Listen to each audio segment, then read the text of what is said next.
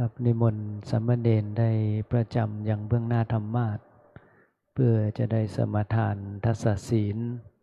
แล้วก็จะได้สวดสาธยายสามเณรสิกขาไปตามลำดับสืบต่อไปนะครับ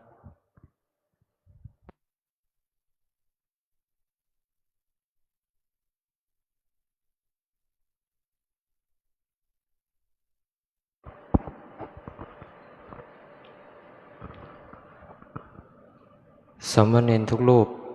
กราบพระอาจารย์พร้อมกันครับกราบ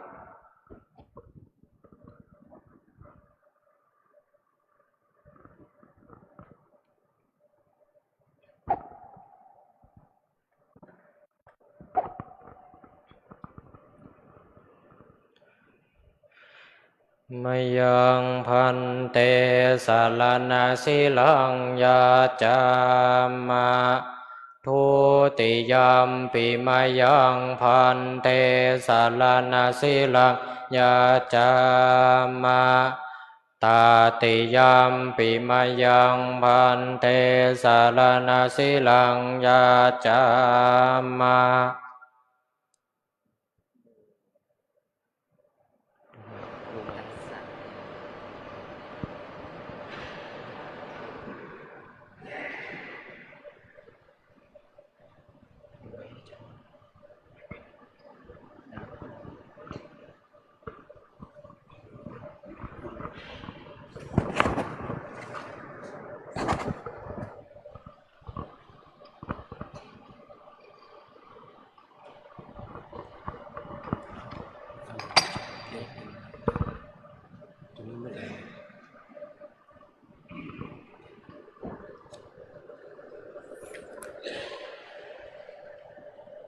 นะโม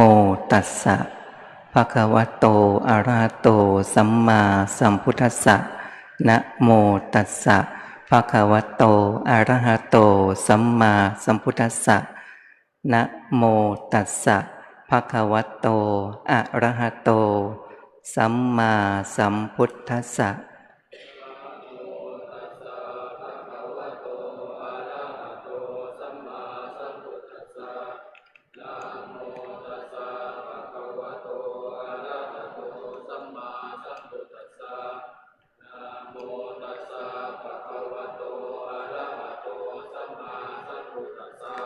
ยะมหังวัฏามิตังวะเทหิพุทธังสรณังคัจฉามิธัมมังสรณังคัจฉามิสังฆังสรณังคัจฉามิทุติยัมปิพุทธังสรณังคัจฉามิทุติยัมปิธัมมังสรณังคัจฉามิทุติยัมปิสังฆังสรณังคัจฉามิตติยัมปิพุทธังสรณังคัจฉามิตติยัมปิธัมมังสรณังคัจฉามิตติยัมปิสังฆังสรณังคัจฉามิติสรณะขมนังนิทธิตังปานาติปาตาเวระมณีอทินนาทานาเวระมณีอพรหมจริยาเวระมณีมุสาวาทาเวระมณีสุราเมรยะมัชฌปมาทฐานาเวระมณี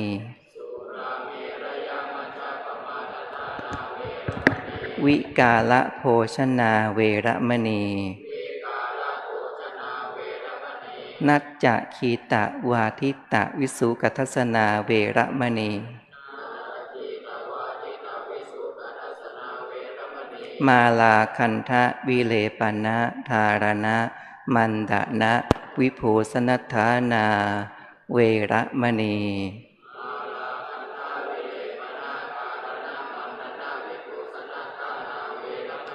อุจจาสยนะมหาสยนา เวระมณี ชาตะรูปะรัชตะปฏิฆหนา เวระมณี อิมานิทัสสะสิกขาปทานิสมาธิยามิ อิมานิทัสสะสิกขาปทานิสมาธิยามิ อิมานิทัสสะสิกขาปทานิสมาธิยามิ อิมานิทัสสะสิกขาปทานิสมาธิยามิ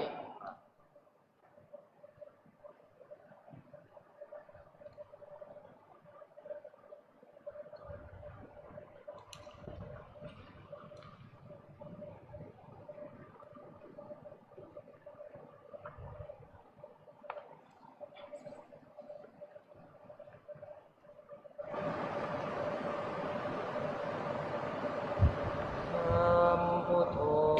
โลเกอุปันโนมะ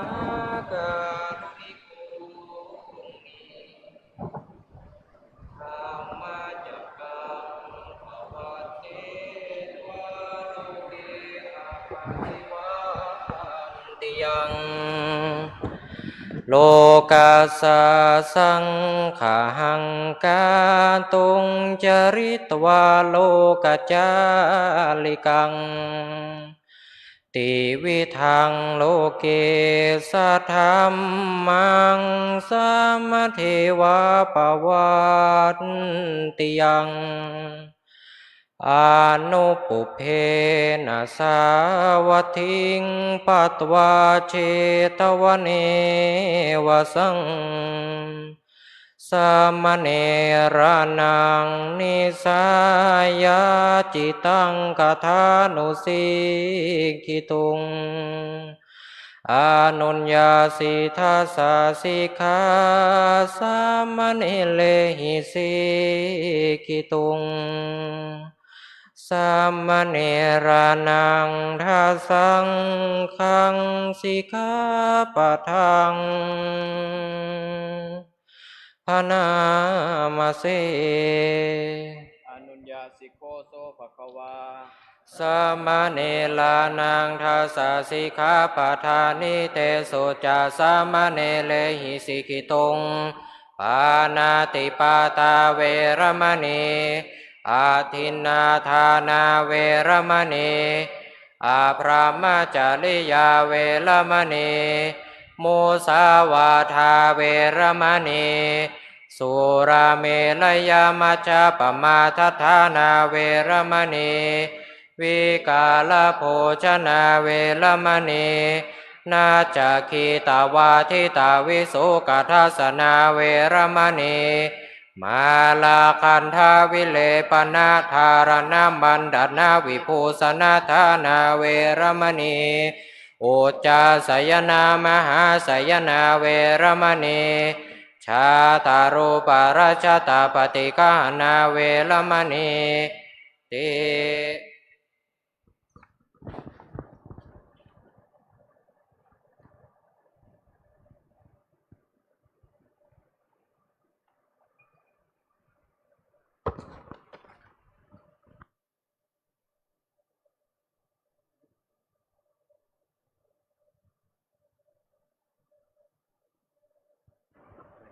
ครับลำดับต่อไป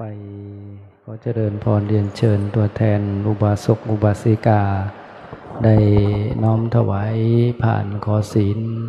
แด่ท่านพระอาจารย์ที่ธรรมาสน์ขอเจริญพรเรียนเชิญครับ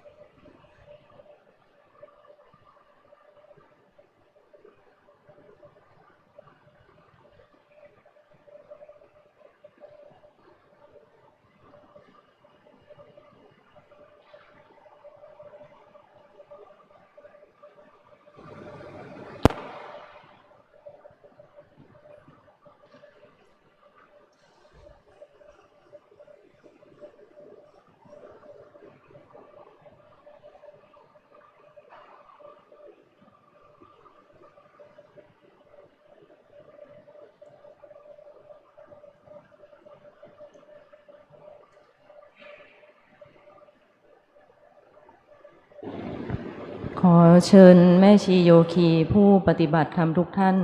กราบพระอาจารย์พร้อมกันค่ะกราบ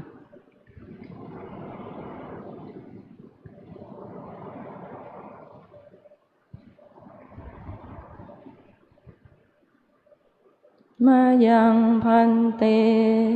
ติสรเนนะสหอัตถศีลานิยาจามะทุติยัมปิมายังพันเตติสรเนนะสหอัตถศีลานิยาจามะตติยัมปิมายังพันเตติสรเนนะสหอัตถศีลานิยาจามะ นะโมตัสสะภะคะวะโตอะระหะโตสัมมาสัมพุทธัสสะนะโมตัสสะภะคะวะโตอะระหะโตสัมมาสัมพุทธัสสะนะโมตัสสะภะคะวะโตอะระหะโตสัมมาสัมพุทธัสสะนะโมตัสสะภะคะวะโตอะระหะโตสัมมาสัมพุทธัสสะนะโมตัสสะภะคะวะโตอะระหะโตสัมมาสัมพุทธัสสะนะโมตัสสะภะคะวะโตอะระหะโตสัมมาสัมพุทธัสสะพุทธังสรณังคัจฉามิพุทธังสรณังคัจฉามิธัมมังสรณังคัจฉามิธัมมังสรณังคัจฉามิสังฆังสรณังคัจฉามิสังฆังสรณังคัจฉามิทุติยัมปิพุทธังสรณังคัจฉามิทุติยัมปิพุทธังสรณังคัจฉามิทุติยัมปิธัมมังสรณังคัจฉามิทุติยัมปิธัมมังสรณังคัจฉามิตติยัมปิพุทธังสรณังคัจฉามิตติยัมปิพุทธังสรณังคัจฉามิตติยัมปิธัมมังสรณังคัจฉามิตติยัมปิธัมมังสรณังคัจฉามิตติยัมปิสังฆังสรณังคัจฉามิตติยัมปิสังฆังสรณังคัจฉามิติสรณะขมนังนิทธิตังอามาพันเตปานาติปาตาเวรมณีสิกขาปะทังสมาธิยามิปานาติปาตาเวรมณีสิกขาปะทังสมาธิยามิอทินนาทานาเวรมณีสิกขาปะทังสมาธิยามิอาทินนาทานาเวรมณีสิกขาปะทังสมาธิยามิอพรหมจริยาเวรมณีสิกขาปะทังสมาธิยามิอาพรหมจริยาเวรมณีสิกขาปะทังสมาธิยามิมุสาวาทาเวรมณีสิกขาปะทังสมาธิยามิมุสาวาทาเวรมณีสิกขาปะทังสมาธิยามิสุราเมรยะมัชฌปมาทฐานาเวรมณีสิกขาปะทังสมาธิยามิสุราเมรยามัชฌปมาทฐานาเวรมณีสิกขาปะทังสมาธิยามิวิกาลโภชนาเวรมณีสิกขาปะทังสมาธิยามิวิกาลโภชนาเวรมณีสิกขาปะทังสมาธิยามินัจจขีตะวาทิตะวิสุขทัสสนานาเวรมณีสิกขาปะทังสมาธิยามิ นัจจะคีตาวาทิตาวิสุกัทัสสนะมาลาคันธาวิเลปนะธารณะมันดนะวิโภสนัฏฐานาเวรมณีสิกขาปะทังสมาธิยามิ อุจจาสยนะมหาสยนาเวรมณีสิกขาปะทังสมาธิยามิ อุจจาสยนามหาสยนาเวรมณีสิกขาปะทังสมาธิยามิ อิมานิอัฏฐสิกขาปทานิสมาธิยามิ อิมานิอัฏฐสิกขาปทานิสมาธิยามิอิมานิอัฏฐสิกขาปทานิสมาธิยามิอิมานิอัฏฐสิกขาปทานิสมาธิยามิ อิมานิอัฏฐสิกขาปทานิสีเลนะสุขติงยันติสีเลนะโภคสัมปทาสีเลนะนิพุติงยันติตัสมาสีลังวิโสทะเย สาธุสาธุสาธุกราบ3 ครั้งค่ะ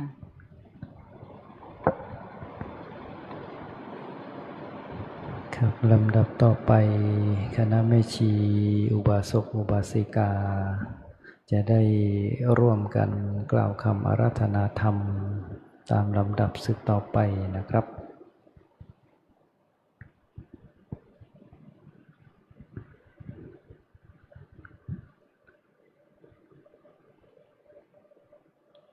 พระมาจะโลกาทิปติสหัมปติกาตั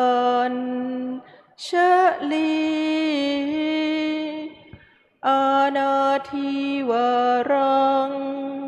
อาญาจะทังสัน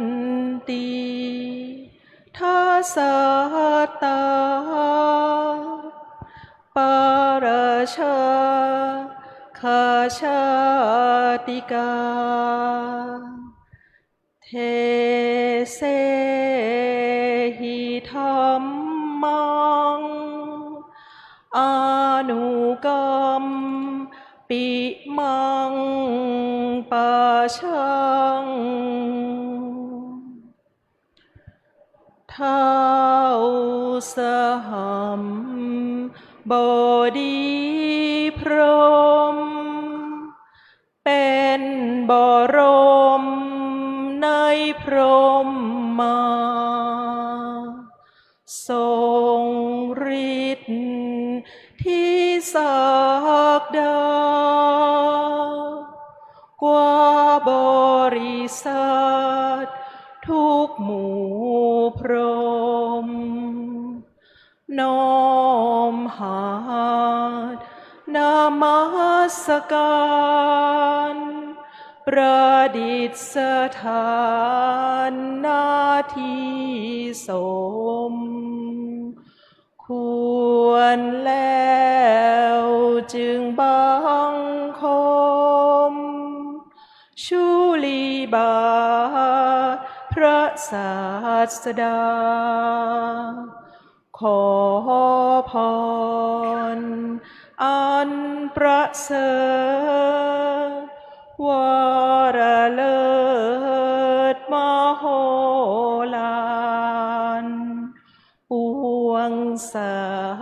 ตว์ในโลกากิเลสน้อยก็ยังมีขอ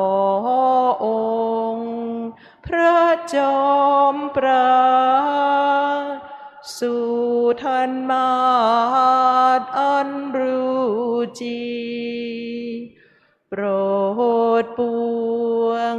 ประชานิท่านจงโปรดแสดงธรรมนิมนต์ธ ท่านเจ้าข้าผู้ปรีชาอันเลิศล้ำโปรดแสดงพระสัทธรรมเทศนาประวาทีเพื่อให้สำเร็จผลแก่ปวงชนบรรดานี้ศพสุขเกษมศรีสมดังเจตนาเทินอาราธนังกะโรมา นะโมตัสสะภะคะวะโตอะระหะโตสัมมาสัมพุทธัสสะนะโมตัสสะภะคะวะโตอะระหะโตสัมมาสัมพุทธัสสะนะโมตัสสะภะคะวะโตอะระหะโตสัมมาสัมพุทธัสสะเอกายโนอายังภิกขเวมัคโคสัตตานังวิสุทธิยาโสกะปริเทวานังสมติกมายะทุกขโทมนัสสานังอัตถังขมายะยายสะอธิขมายะนิพพานัสสะสัจฉิกิริยายะยะทิทังจัตตารโรสติปัฏฐานาติ ขอความนอบน้อมจงมีแด่องค์สมเด็จพระผู้มีพระภาคเจ้าพระองค์นั้นซึ่งเป็นผู้ไกลจากกิเลสตรัสรู้ชอบได้โดยพระองค์เองพร้อมทั้งพระสัทธรรมและพระอริยสงฆ์สาวกเจ้าทั้งหลายขอกราบถวายความเคารพพระเดชพระคุณท่านเจ้าคุณพระพรหมมงคลหลวงปู่ทองสริมังคโลซึ่งเป็นครูอาจารย์เป็นต้นแบบ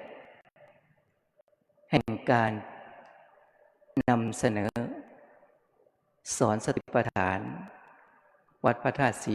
จอมทองวรวิหารพระอารามหลวงด้วยความเคารพยิ่งกราบถวายความเคารพพระเดชพระคุณท่านเจ้าคุณอาจารย์พระสุวรรณเมธีด็อกเตอร์รองเจ้าคณะจังหวัดเชียงใหม่เจ้าวาดวัดพระธาตุศรีจอมทองวรวิหารพระอารามหลวงเจ้าสำนักปฏิบัติธรรมประจำจังหวัดเชียงใหม่แห่งที่สองด้วยความเคารพตลอดถึงต่อความเคารพท่านเจ้าคุณพระศรีศิลปาจารย์ตลอดถึงถวายความเคารพแด่พระเถรานุเถระทุกรูปเจริญสุขสวัสดีมายังคณะสมณเณรแม่ชีโยคีสมณเณรภิกษุณีทุกท่าน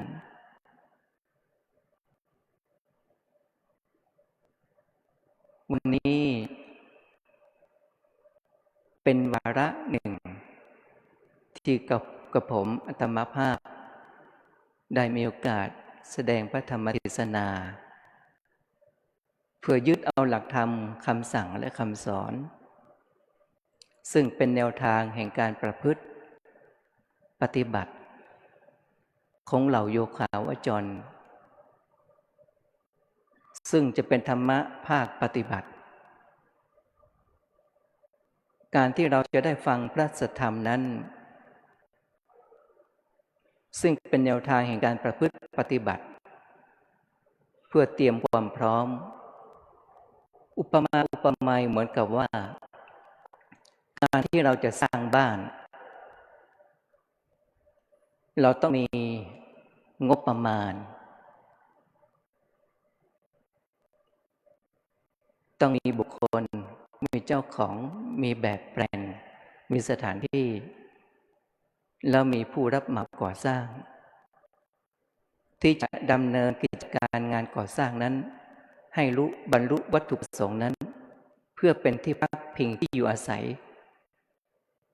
ในบ้านในคฤหาสน์หลังนั้นเพื่อเป็นที่อยู่อาศัยชั้นใดเหล่าพระโยคาวจรเราท่านทั้งหลายเราก็ต้องซักซ้อมเตรียมความพร้อมตัวของเราเองฉะนั้นองค์ประกอบของการประพฤติธรรมปฏิบัติธรรมของเรานั้นจะต้องมีองค์ประกอบฝ่ายสนับสนุนไม่ว่าจะเป็นคณะสงฆ์เจ้าประคุณพระธรรมเสนาบดีซึ่งมาเป็นประธานเปิดโครงการอบรมฝึกพระวิปัสสนาจารย์รุ่นที่16นี้เป็นประธานท่านเจ้าคุณพระภาวนาธรรมาภิรัตน์เจ้าคณะอำเภอเมืองเชียงใหม่เจ้าสำนักปฏิบัติธรรมประจำจังหวัดเชียงใหม่แห่งที่2วัดรำเพิงตะโพธารามก็ได้มากล่าวเปิดงานโครงการวิปัสสนากรรมฐานรุ่นที่16นี้ตลอดถึงพระเทรานุเถระนี่เป็นฝ่ายคณะสงฆ์ที่จะคอยสนับสนุนส่งเสริมทำให้โครงการนี้ลุล่วงไปด้วยดีที่ขาดไม่ได้ก็คือคณะสัตยาญาติโยมซึ่งเป็นเจ้าภาพนะทุกท่านที่จะได้มานั่งที่นี้ก็ดีไม่ได้มาทุกก็ดีที่อยู่ทางบ้านจะได้มาถวายเพลด้วยตนเองหรือไม่ได้มาถวายก็มีเจตนาที่จะเป็นเจ้าภาพถวายพระทหารเพลน้ำปัณณะตลอดถึงเครื่องบรรณาการที่จะสนับสนุนส่งเสริมโครงการปฏิบัตินี้ก็ต้องอาศัยงบประมาณอาศัยบุคลากรทุกภาคส่วนทั้งส่วนภาครัฐเอกชนวิสาหกิจคณะสัตยาสาธุชนทั้งหลายทั้งปวงที่ได้มาเป็นเจ้าภาพสนับสนุนด้านงบประมาณในค่าใช้จ่ายในข่าวครั้งนี้เพื่อทำให้งานนั้นลุล่วงไปด้วยดีต้องอาศัยงบประมาณเช่นเดียวกันบุคลากรในวัดพระธาตุสีจอมทองทุกส่วนงานก็มีส่วนร่วมผลักดันโครงการนี้เช่นเดียวกันทุกท่านซึ่งมีความสำคัญทั้งหมดไม่ว่าจะเป็นเจ้าหน้าที่โรงครัวเจ้าหน้าที่บริการขับรถรับส่งเจ้าหน้าที่ฝ่ายพยาบาลนะที่มีส่วนจึงเรียกว่าสัปปายะนั่นเองสถานที่อาหารที่พักบุคลากรมีพระวิปัสสนาจารย์เป็นต้นที่จะคอยป้อนให้เทคนิคให้ความรู้แนวทางแห่งการปฏิบัติให้ถูกหลักในการปฏิบัติธรรมเพื่อจะเข้าสู่มรรคผลนิพพานซึ่งเป็นเป้าหมายอันสูงสุด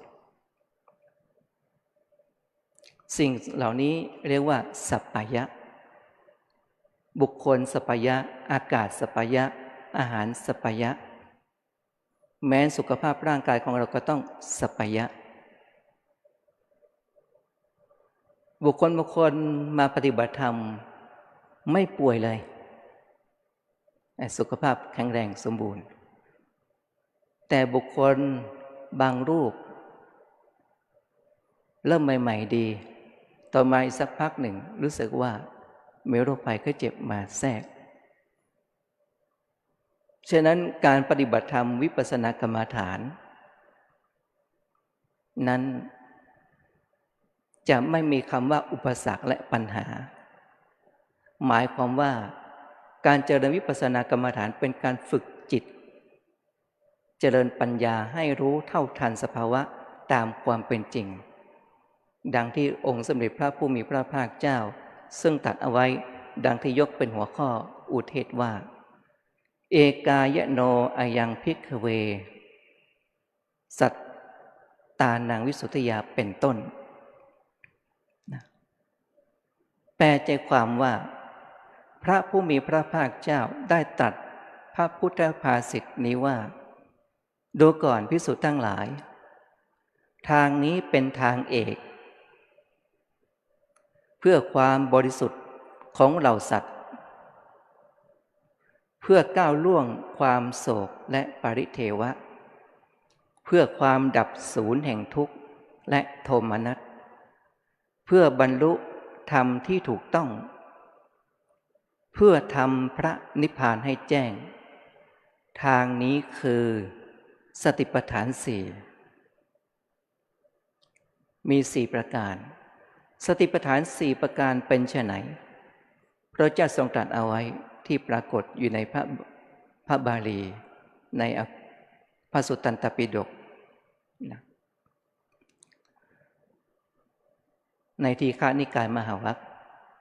พระเจ้าทรงตรัสต่อไปว่าดูก่อนภิกษุทั้งหลายภิกษุในธรรมวินัยนี้พิจารณาเห็นกายในกายมีความเพียรมีสัมปชัญญะมีสติกำจัดอภิชฌาและโทมนัสในโลกเสียได้ 1. 2. พิจารณาเห็นเวทนาในเวทนาอยู่เนืองๆมีความเพียรมีสัมปชัญญะมีสติกำจัดอภิชฌาและโทมนัส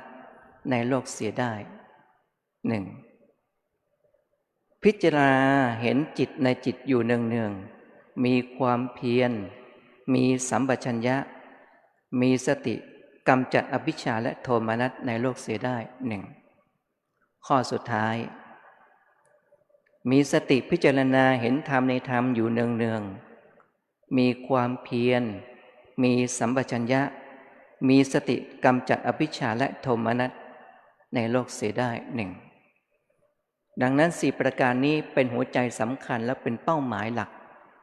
ที่ท่านพระโยคาวจรเราท่านทั้งหลายจะได้ประพฤติปฏิบัติบุคคลใดเจริญสติปัฏฐานทั้ง4นี้ก็ชื่อว่าได้เจริญวิปัสสนาภาวนาดังนั้นสติปัฏฐานทั้ง4นี้ก็รวมอยู่ในวิปัสสนาภูมิขันธ์5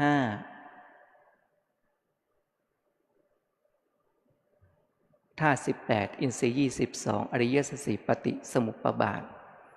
อายตนะ12เขาได้ภูมิของวิปัสสนาฉะนั้นภูมิของวิปัสสนาก็อยู่ในสติปัฏฐานทั้ง4นี้เองก่อนที่เราจะกล่าวถึงสติปัฏฐานทั้ง4นี้ในลำดับต่อไปก็พึงทำความเข้าใจกับท่านพระโยคาวจรว่าเราก็ต้องเตรียมความพร้อมในการกำหนดวิปัสสนากรรมฐานเริ่มต้นนั้นพระโยคาวจรผู้ปฏิบัตินักปฏิบัติผู้ปรารถนามรรคผลนิพพานในชาตินี้จำเป็นต้องตัดปริโภทความกังวลต่างๆออกให้หมดจะต้องชำระศีลของตนให้บริสุทธิ์ต้องน้อมใจว่าคือตั้งปณิธานเอาไว้ว่าศีลที่เราสมาทานที่เรารักษานี้จงเป็นปัจจัยเป็นเหตุเป็นปัจจัยให้เกิดมรรคผลนิพพานด้วยเถิดที่น้องสมณเณรที่สมาทานศีลแม่ชีโยคีได้สมาทานศีลพระภิกษุพระโยคาวจรได้แสดงอาบัติทุกวันขอให้ศีลของเราเนี่ยเป็นปัจจัยให้ได้มาซึ่งมรรคผลนิพพานฉะนั้นศีลนี้เป็นอันดับแรกงามในเบื้องต้นก็คือศีลงามท่ามกลางสมาธิงามในที่สุดก็คือปัญญาอาทิกัลยานังมัชฌิกัลยานังปริโยสานกัลยานังเป็นต้นฉะนั้นศีลต้องมาก่อนสำหรับพระโยคาวจรเราท่านทั้งหลายศีลจะต้องบริสุทธิ์ฉะนั้นเราต้องสมาทานศีลกันแล้วก็แสดง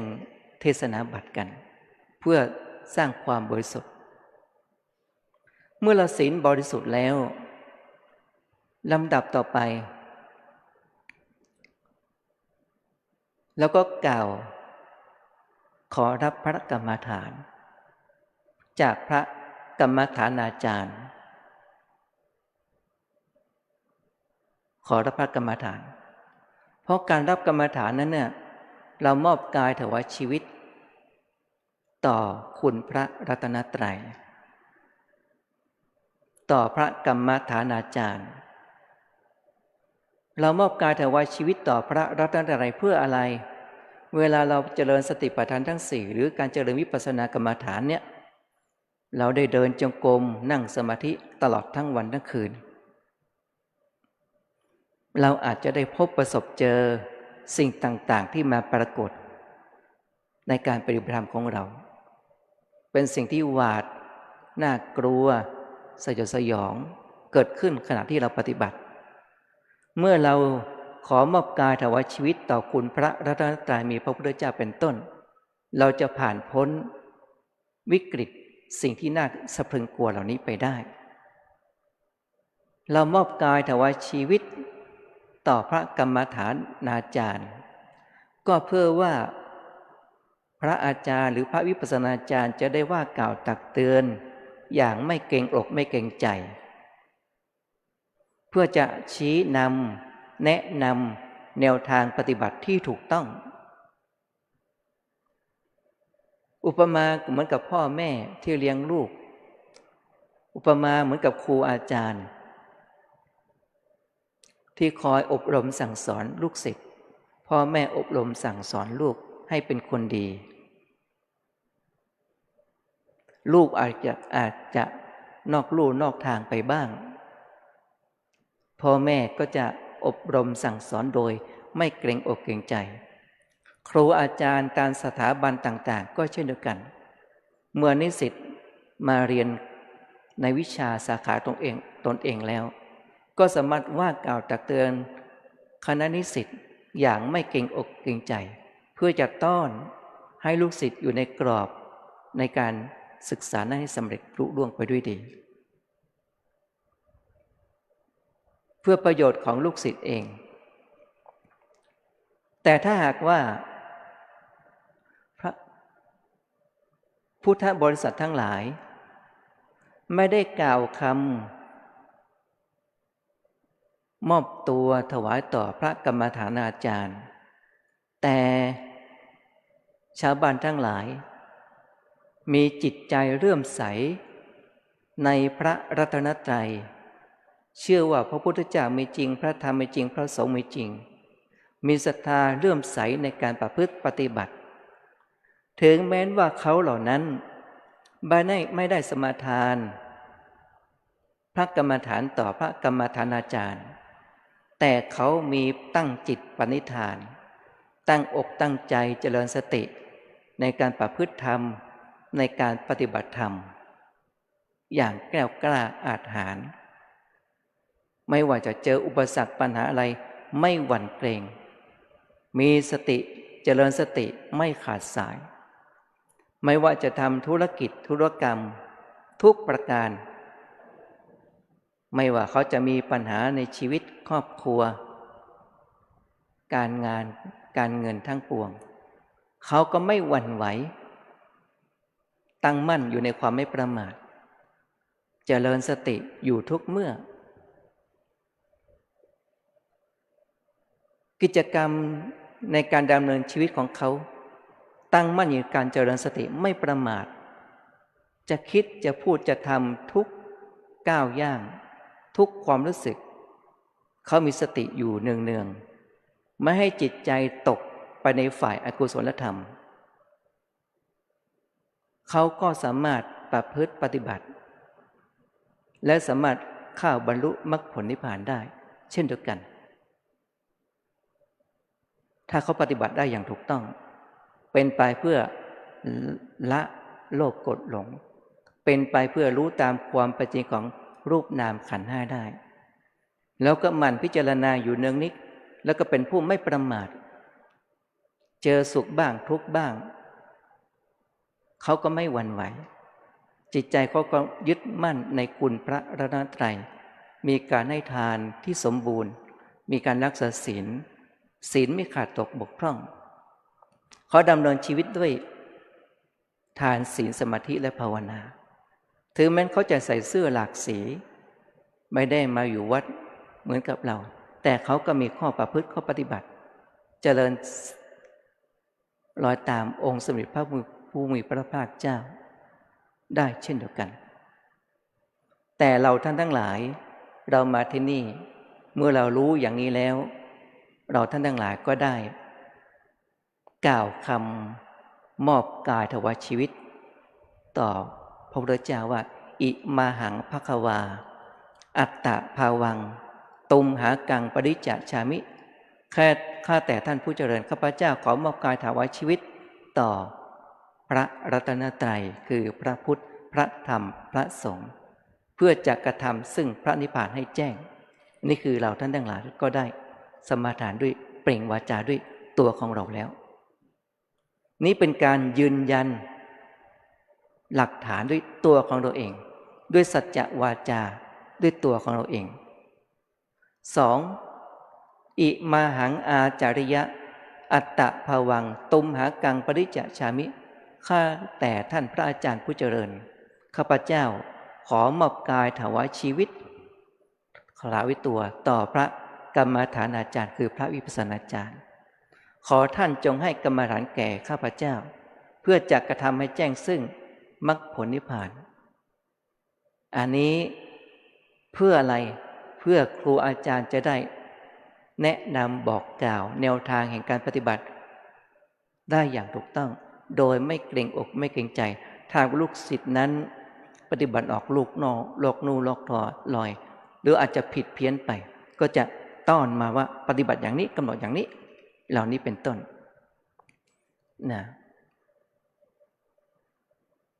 ลูกศิษย์ปฏิบัติธรรมผิดเพี้ยนไปดังนั้นจึงมีเจ้าหน้าที่พระวิทยากรนำเสนอแนะนำวิธีการกราบสติปัฏฐานแนะนำวิธีการเก็บมือเดินจงกรมนั่งสมาธิแล้วก็ยังได้พาพระโยคาวจรเดินจงกรมนั่งสมาธิไม่คลาดจากสายตาฉะนั้นการกำหนดเจริญกรรมฐานนั้นจะต้องมีความสำคัญอยู่3ประการ 1. มีสติระลึกรู้ด้วยความไม่ประมาทเพราะเหตุว่าสตินั้นต้องใช้ตลอดชีวิตสตินิยามคำว่าสติก็คือระลึกได้ระลึกรู้ความหวนระลึกกิริยาที่ระลึกชื่อว่าสติฉะนั้นพระโยคาวจรจะต้องยืนยันตัวตนของเราว่าสติมีหรือไม่มีเมื่อไม่มีสติก็รู้ว่าไม่มีสติเมื่อมีสติก็รู้ว่ามีสติเมื่อกำหนดก็รู้ว่ากำหนดเมื่อไม่ได้กำหนดก็รู้ว่าไม่ได้กำหนดเมื่อเผลอก็รู้ว่าเผลอฉะนั้นพระวิทยากรที่นำพาเราเดินจงกรมนั่งสมาธิพระวิปัสสนาจารย์ก็มาคอยสอบถามว่าวันนี้เดินจงกรมนั่งภาวนาได้มีประสบการณ์อะไรบ้างพระวิปัสสนาจารย์ก็จะถามก่อนแล้วให้เหล่าพระโยคาวจรต้องรายงานผลอันเกิดจากการเดินจงกรมและนั่งสมาธิให้ฟังพระวิปัสสนาจารย์ก็นั่งฟังพระโยคาวจรที่เราประสบการณ์มาถ้าปฏิบัติถูกต้องท่านก็ไม่ได้ว่าอะไรมากนักก็อนุโมทนาให้ตั้งใจปฏิบัติถ้าปฏิบัติยังไม่ถูกต้องรายงานยังไม่ถูกพระวิปัสสนาจารย์ก็จะคอยตอบแนะนำว่า 1. ต้องมีสติเอาง่ายๆก่อนให้ศึกษาเรียนรู้เรื่องของอาการท้องพองท้องยุบให้เป็นก่อนง่ายๆเดินจงกรมขวาย่างหนอซ้ายย่างหนอสาระสำคัญประเด็นสำคัญข้อที่ 1ต้องมีสติกำกับอยู่กับปัจจุบัน ใหม่ๆเราก็ใช้บัญญัติศัพท์ก่อนคือคำว่าขวาย่างหนอซ้ายย่างหนอนะขณะที่นั่งกำหนดว่านั่งหนอบัญญัติศัพท์ก่อนใช้บัญญัตินำหน้าก่อนแล้วก็อาการของท้องพองให้ศึกษาเรียนรู้ให้เข้าใจลักษณะของอาการพองลักษณะของอาการยุบให้เข้าใจตรงนี้ก่อนดังที่พระองค์ทรงตรัสเอาไว้ในสติปัฏฐานสูตรว่าให้มีสติพิจารณากายในกายอยู่เนือง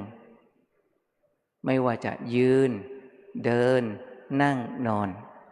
อันนี้คือเรียกว่าอิริยาบถใหญ่อิริยาบถย่อยก้มหน้าได้กำหนดไหมเงยหน้ากำหนดไหมเหลียวซ้ายได้กำหนดไหมแลขวาได้กำหนดไหมคูอวัยวะเข้าได้กำหนดไหมเหยียดอวัยวะออกได้กำหนดไหมฉันอาหารทุกคำข้าว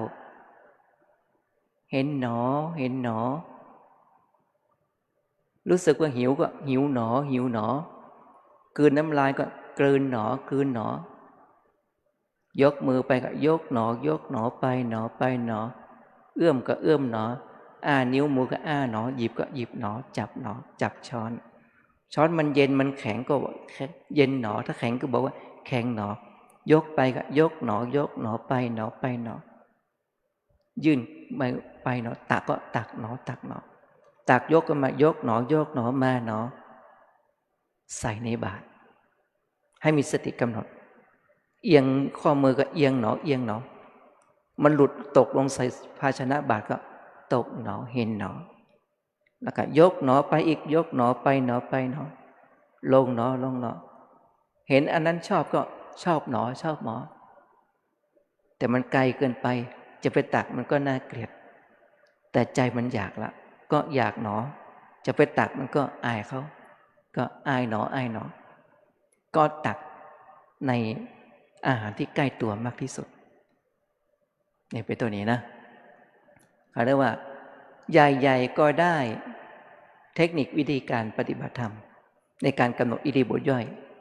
และอิริยาบถใหญ่ใหญ่ๆก็ได้ย่อยๆก็ดี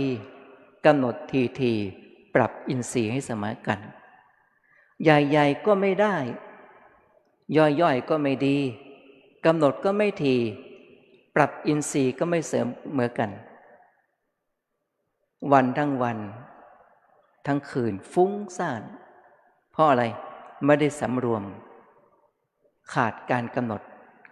ดไม่เป็นไปอย่างต่อเนื่องมันก็ฟุ้งดังนั้นร่างกายเรายังดูแลง่ายแต่ภาวะด้านจิตใจเนี่ยมันดูแลยากเพราะใจเนี่ยเป็นนามธรรมรู้ได้ยากป้องกันยากรักษายากก็ใจนี่แหละจะดีไม่ดีก็มาจากใจนั่นแหละดังที่พระองค์ทรงตรัสเอาไว้ในจิตตวรรคว่ามโนบุพพังขมาธรรมามโนเศรษฐามโนมยาเป็นต้นแปลว่าธรรมทั้งหลายทั้งปวงมีใจเป็นใหญ่มีใจเป็นหัวหน้าสำเร็จได้ด้วยใจถ้าใจได้รับการฝึกฝนอบรมมาดีการพูดการทำทุกอย่างก็ดีไปด้วยแต่ถ้าเราไม่ฝึกสติ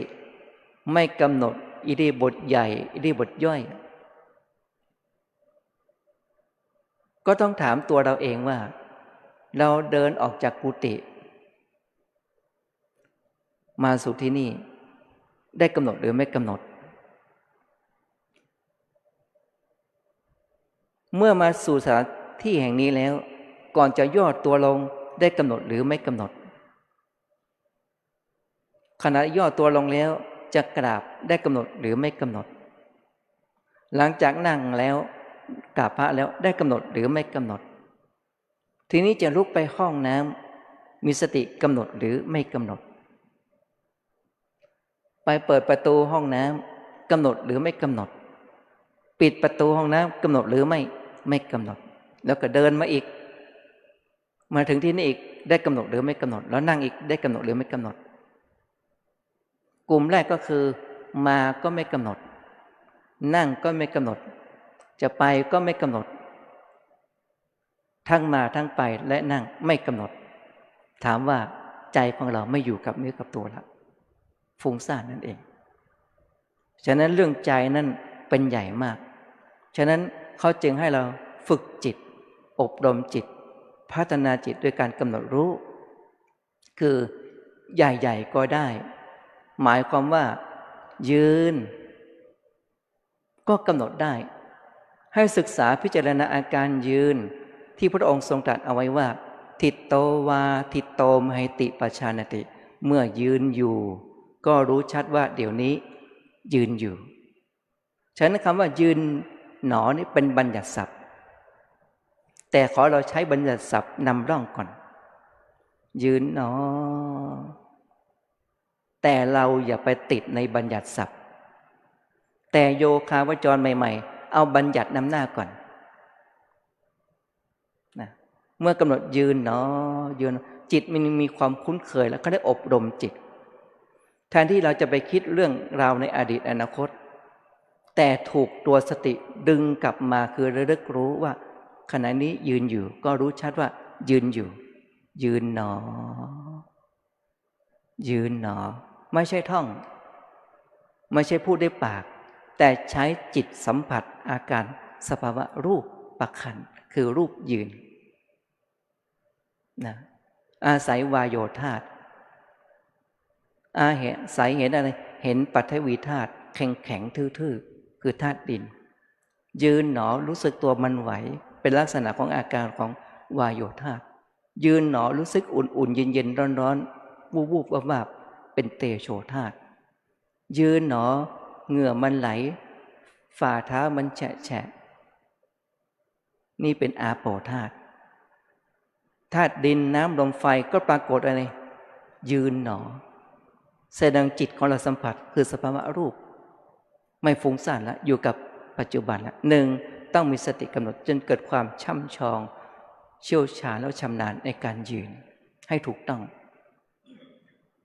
เมื่อยืนแล้วอยากเดินหนออยากเดินหนอใจอยากเดินดังนั้นสติต้องกำกับตลอดเวลาอยากเดินหนออยากเดินหนอให้มีสติพิจารณากายในกายอยู่เนืองๆจิตมันอยากเดินก็จะค้นพบถึงเวทนาเริ่มปวดแข้งปวดขาละเริ่มปวดที่น่องตึงที่กระเบนเหน็บละเวทนาขันย่อมเกิดนะฐานที่หนึ่งให้เรามีสติพิจารณากายในกายอยู่เนืองๆเมื่อมีสติพิจารณากายในกายก็จะเห็นสภาวะของธาตุดินน้ำลมไฟที่ปรากฏขณะที่เรายืนอยู่เกิดความรู้สึกขึ้นมาเรียกว่าเวทนาอยู่เนืองๆมันเจ็บมันปวดก็ปวดหนอนั่นแหละยังไม่ได้ทันเดินปวดแล้วนี่เราเห็นอะไรเห็นทุกขสัตว์ก็กำหนดปวดหนอนี่คือสติที่จะคอยกำกับดังนั้นคำว่าสติคือระลึกได้ระลึกรู้ความหวนระลึกกิริยาที่ระลึกถึงอาการยืนก็รู้ชัดว่ายืนด้วยกำหนดอย่างนี้เป็นวิปัสสนากรรมฐานเป็นสติปัฏฐานเป็นวิปัสสนาแล้วก็เป็นกรรมฐานฉะนั้นทหารองคลักษ์ที่ประจำอยู่วัดพระศรีรัตนศาสดารามหรือเรียกว่าวัดพระแก้วเขายืนตะเป๊ะถือปืนยืนสง่างามเขายืนได้เป็นชั่วโมงโดยไม่กระดุกกระดิกยกเว้นลมหายใจที่หน้าท้องผู้คนทั้งหลายว่าเอ๊ะอันนั้นเป็นหุ่นหรือเปล่าด้วยความสงสัยของชาวบ้านก็เข้าไปใกล้ๆเข้าไปดูอ๋อมีตากระพริบอยู่แล้วก็ดูอะไรดูหน้าท้องหายใจกระเหมี่ยวกระเหม่าอยู่ไม่ใช่หุ่นแต่เขาสามารถยืนได้เป็นชั่วโมงโดยไม่กระดุกไม่กระดิกไม่ขยับเขยื้อนเห็นไหมเขาก็ทำได้แต่ถามว่าเป็นกรรมฐานไหมเป็นหรือไม่เป็นเขายืนตามหน้าที่เขาทำตามหน้าที่แต่ถ้าว่าทหารองครักษ์เหล่านั้นเขากำหนดว่ายืนหนอยืนหนอเขาคงจะบรรลุธรรมแล้วเนาะเพราะตลอดชีวิตในการทำงานของเขาต้องยืนเข้าเวรยืนใช่ไหมเอ่ย แต่นั้นเขายืนทำตามหน้าที่แต่พระโยคาวจรเราท่านทั้งหลายเรายืนเอาสติให้กำหนดรู้อาการยืนเมื่อกำหนดยืนหนออย่างแจ่มแจ้งชัดเจนได้แล้วศีลวิสุทธิก็จะเกิดขึ้นกับพระโยคาวจรคือไม่ได้มุสาเวลาขณะที่ยืนความเจ็บเกิดขึ้นความง่วงเกิดขึ้นสติปัฏฐานทั้ง4มีกายเวทนาจิตธรรมกายภายในคือส่วนของเรากายภายนอกก็คือส่วนของคนอื่นเวทนาในเวทนาในส่วนของเราเวทนาภายนอกคือส่วนของคนอื่นจิตในจิตของเราจิตภายนอกคือจิตของคนอื่นธรรมก็คือธรรมในธรรมของเราธรรมของคนอื่นมีทั้งภายในและภายนอกในหมวดธรรมนั้นเป็นได้ทั้งรูปและนามหมวดธรรมนั้นประกอบไปด้วยนิวรณ์5ขันธ์5อายตนะ10โพชฌงค์7อายตนะนี้12แล้วก็อริยสัจ4เป็นได้ทั้งรูปเป็นได้ทั้งนามเมื่อพระโยคาวจรเจริญสติให้เต็มเปี่ยมให้บริบูรณ์ให้สมบูรณ์สติทำให้มากขึ้นทำให้เจริญขึ้นทำให้พัฒนาขึ้นคือมีสติกำหนดรู้ข้อที่1ก่อนข้อที่2มีความเพียรพยายามกำหนดแบบจดจ่อต่อเนื่องตลอดสายไม่ว่าจะสังเกตศึกษาพิจารณาอาการของท้องพองของท้องยุบให้ศึกษาอาการพองยุบให้เข้าใจเรื่องของท้องพองท้องยุบเราไม่ได้กำหนดดูท้องพองท้องยุบอย่างเดียวก็หาไม่แต่ยังมีเวทนาอีกความเจ็บเวทนาอาการตึงอาการหย่อนของท้องพองท้องยุบแล้วอาการของเวทนาของท้องพองท้องยุบมันพองไวยุบใหม่หรือท้องพองท้องยุบมันบรรเทาเบาบางแทบจะไม่มีพองไม่มียุบนี่คือเวทนาสติของเราคอยจับให้ศึกษาเรื่องของพองยุบให้ชัดเจนจนเรารู้ว่าท้องพองท้องยุบจิตมันไม่ไปที่อื่นละมันอยู่กับท้องพองท้องยุบแล้วเข้าใจอาการท้องพองท้องยุบได้อย่างช่ำชองจนกว่าเราหมดความรู้สึกตื่นขึ้นมากำหนดที่ท้องพองท้องยุบแต่ถ้าหากว่ามีเวทนาเกิดขึ้นหรือจิตมีราคะเกิดขึ้นจิตมีโทสะเกิดขึ้นจิตมีโมหะเกิดขึ้นอารมณ์อย่างอื่นเกิดขึ้นแล้วก็กำหนดอารมณ์ของสภาวะจิตนั้นๆตามความเป็นจริงและให้กำหนดสภาวะจิตมีราคะก็รู้ชัดว่าจิตมีราคะก็กำหนดสภาวะน้อมจิตไปที่อารมณ์ของราคะกำหนดว่าราคะหนอและเราจะหลีกเลี่ยงการใช้บัญญัติว่าราคะให้เปลี่ยนมาเป็นรู้หนอก็ได้ว่าเราจิตมีราคะก็รู้ชัดว่าจิตมีราคะการกำหนดไม่ว่าจะขวาย่างหนอซ้ายย่างหนอการกำหนดไม่ว่าเจ็บหนอเจ็บหนอการกำหนดไม่จะท้องยุบการกำหนดอารมณ์ใดอารมณ์หนึ่งในสติปัฏฐานทั้ง4นี้จะต้องกำหนดไปอย่างเชี่ยวชาญและมีความชำนาญต้องอาศัยสติกำหนดรู้อยู่ตลอดเวลานะจนเข้าใจในเรื่องของกายเวทนาจิตธรรมทั้งภายใน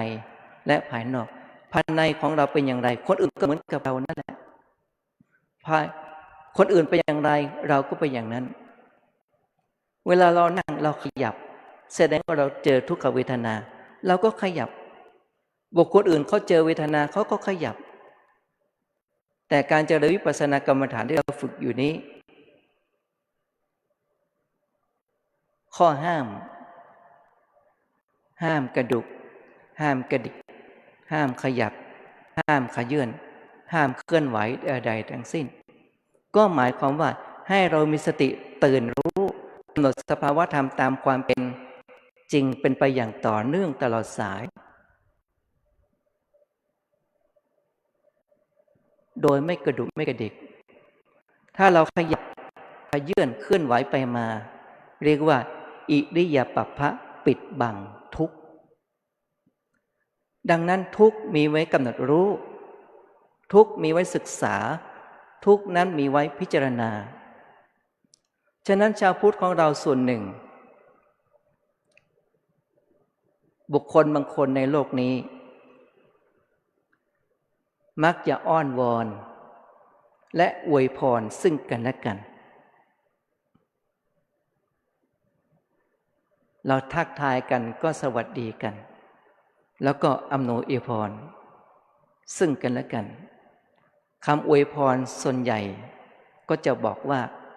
ขอให้มีสุขภาพแข็งแรงสมบูรณ์ขอให้รวยจริงไหมเหมือนแต่พระให้พรโยมถึงแม้ว่าพระจะประพรมน้ำพระพุทธมนต์พระบางรูปก็ขอให้รวยเฮงใช่ไหมญาติโยมก็ชอบปีตินะแล้วก็อ้อนวอนขอให้มีสุขภาพแข็งแรงสมบูรณ์ความเจ็บอย่าได้มาใกล้ความเจ็บไข้อย่ามาเยื่อนกลายอย่ามีโรคภัยไข้เจ็บอันนี้เราอ้อนวอนเป็นการอ้อนวอนแต่พระพุทธศาสนาของเราเป็นการยืนยันตัวตนของเราคือดูสภาวะตามความเป็นจริงดังที่กล่าวเมื่อกี้ตอนหนึ่งว่าการเจริญวิปัสสนากรรมฐานจะไม่มีคำว่าปฏิเสธและอ้างว่าอุปสรรคอีกต่อไป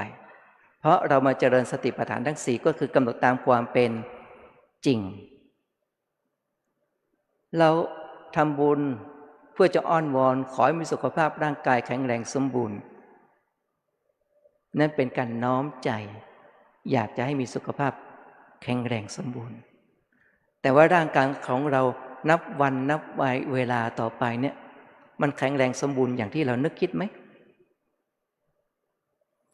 ทีนี้เรามาเจริญวิปัสสนากรรมฐานในแนวสติปัฏฐานทั้ง4เราไม่อยากเจ็บก็จะเจอความเจ็บไม่อยากปวดก็จะเจอความปวดไม่อยากฟุ้งก็จะฟุ้งไม่อยากคิดก็จะคิดไม่อยากจะท้องร่วงท้องเสียก็จะมีท้องร่วงท้องเสียทั้งที่ครั้งก่อนไม่เคยท้องเสียเลยไม่เคยง่วงก็จะง่วงสุดๆดื่มกาแฟก็ยังง่วงอยู่อันนี้สิ่งเหล่านี้เราไม่ต้องอ้อนวอนความเจ็บความปวดความเมื่อยความล้าความง่วงความคิดความฟุ้งสิ่งเหล่านี้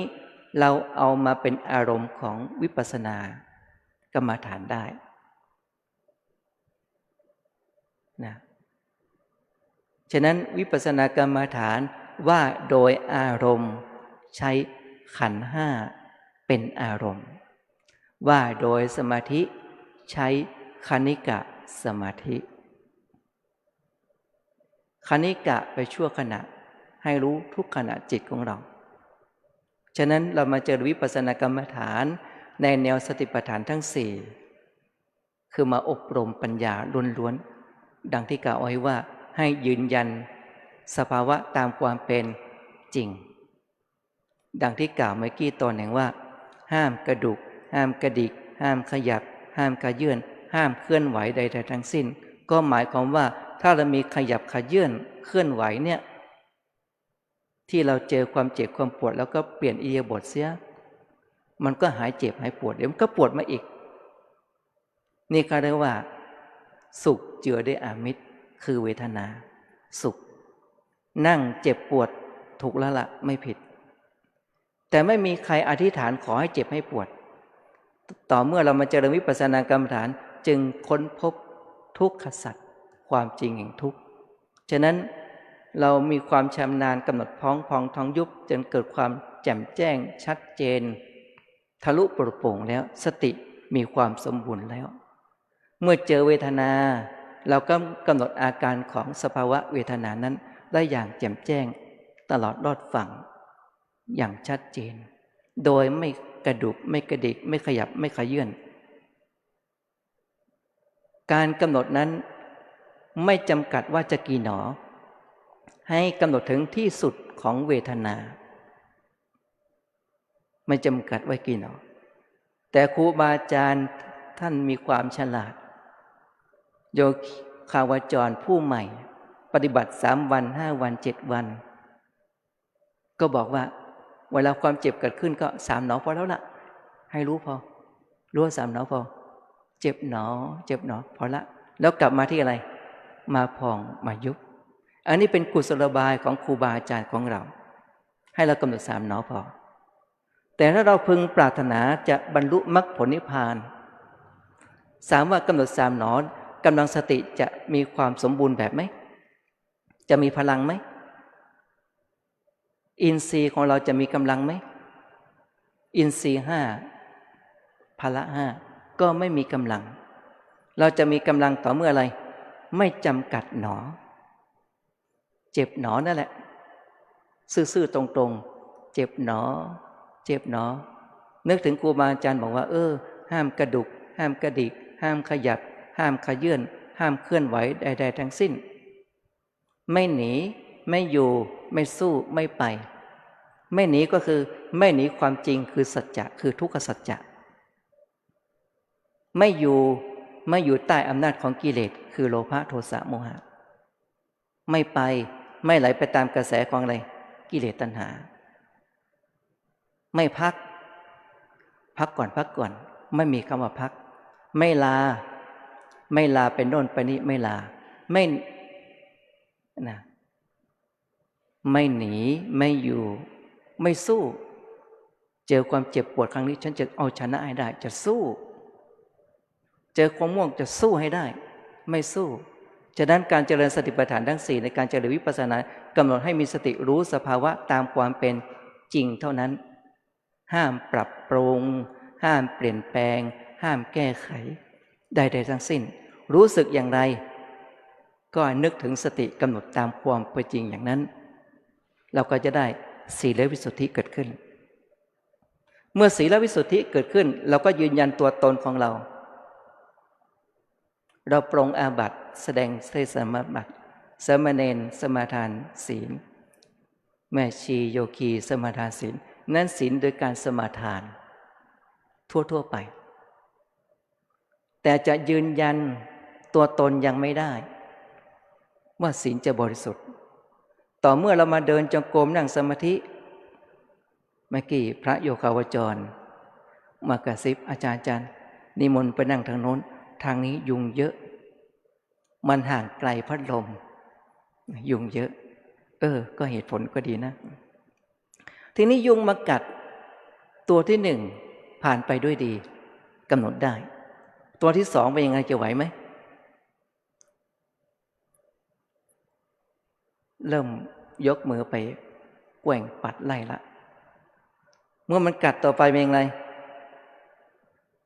ทำทีไปค่อยๆ ยกไปรูปสักหน่อยไงกดเลยใช่ไหมเจตนาอะไรเจตนาจะทำลายชีวิตคนนั้นฉะนั้นสำหรับผู้ปฏิบัติธรรมจึงเป็นที่มาของมหาสติก็คือเน้นสติเป็นใหญ่กำหนดยุงมาตอมกับมากวนกับกวนหนอกวนหนอกวนหนอกวนหนอกำหนดกวนนั่นแหละรู้สึกรำคาญก็รำคาญหนอให้ถึงที่สุดของความรำคาญจนในที่สุดความรำคาญที่ยุงมาก่อกวนเราโดยเฉพาะแถวข้างๆใช่ไหมได้บารมีนะแถวข้างๆเนี่ยนะลมมันไปไม่ถึงยุงเลยมากวนเราก็จะได้บารมีคือทนต่อยุงมาก่อกวนได้สิ่งของเราก็จะบริสุทธิ์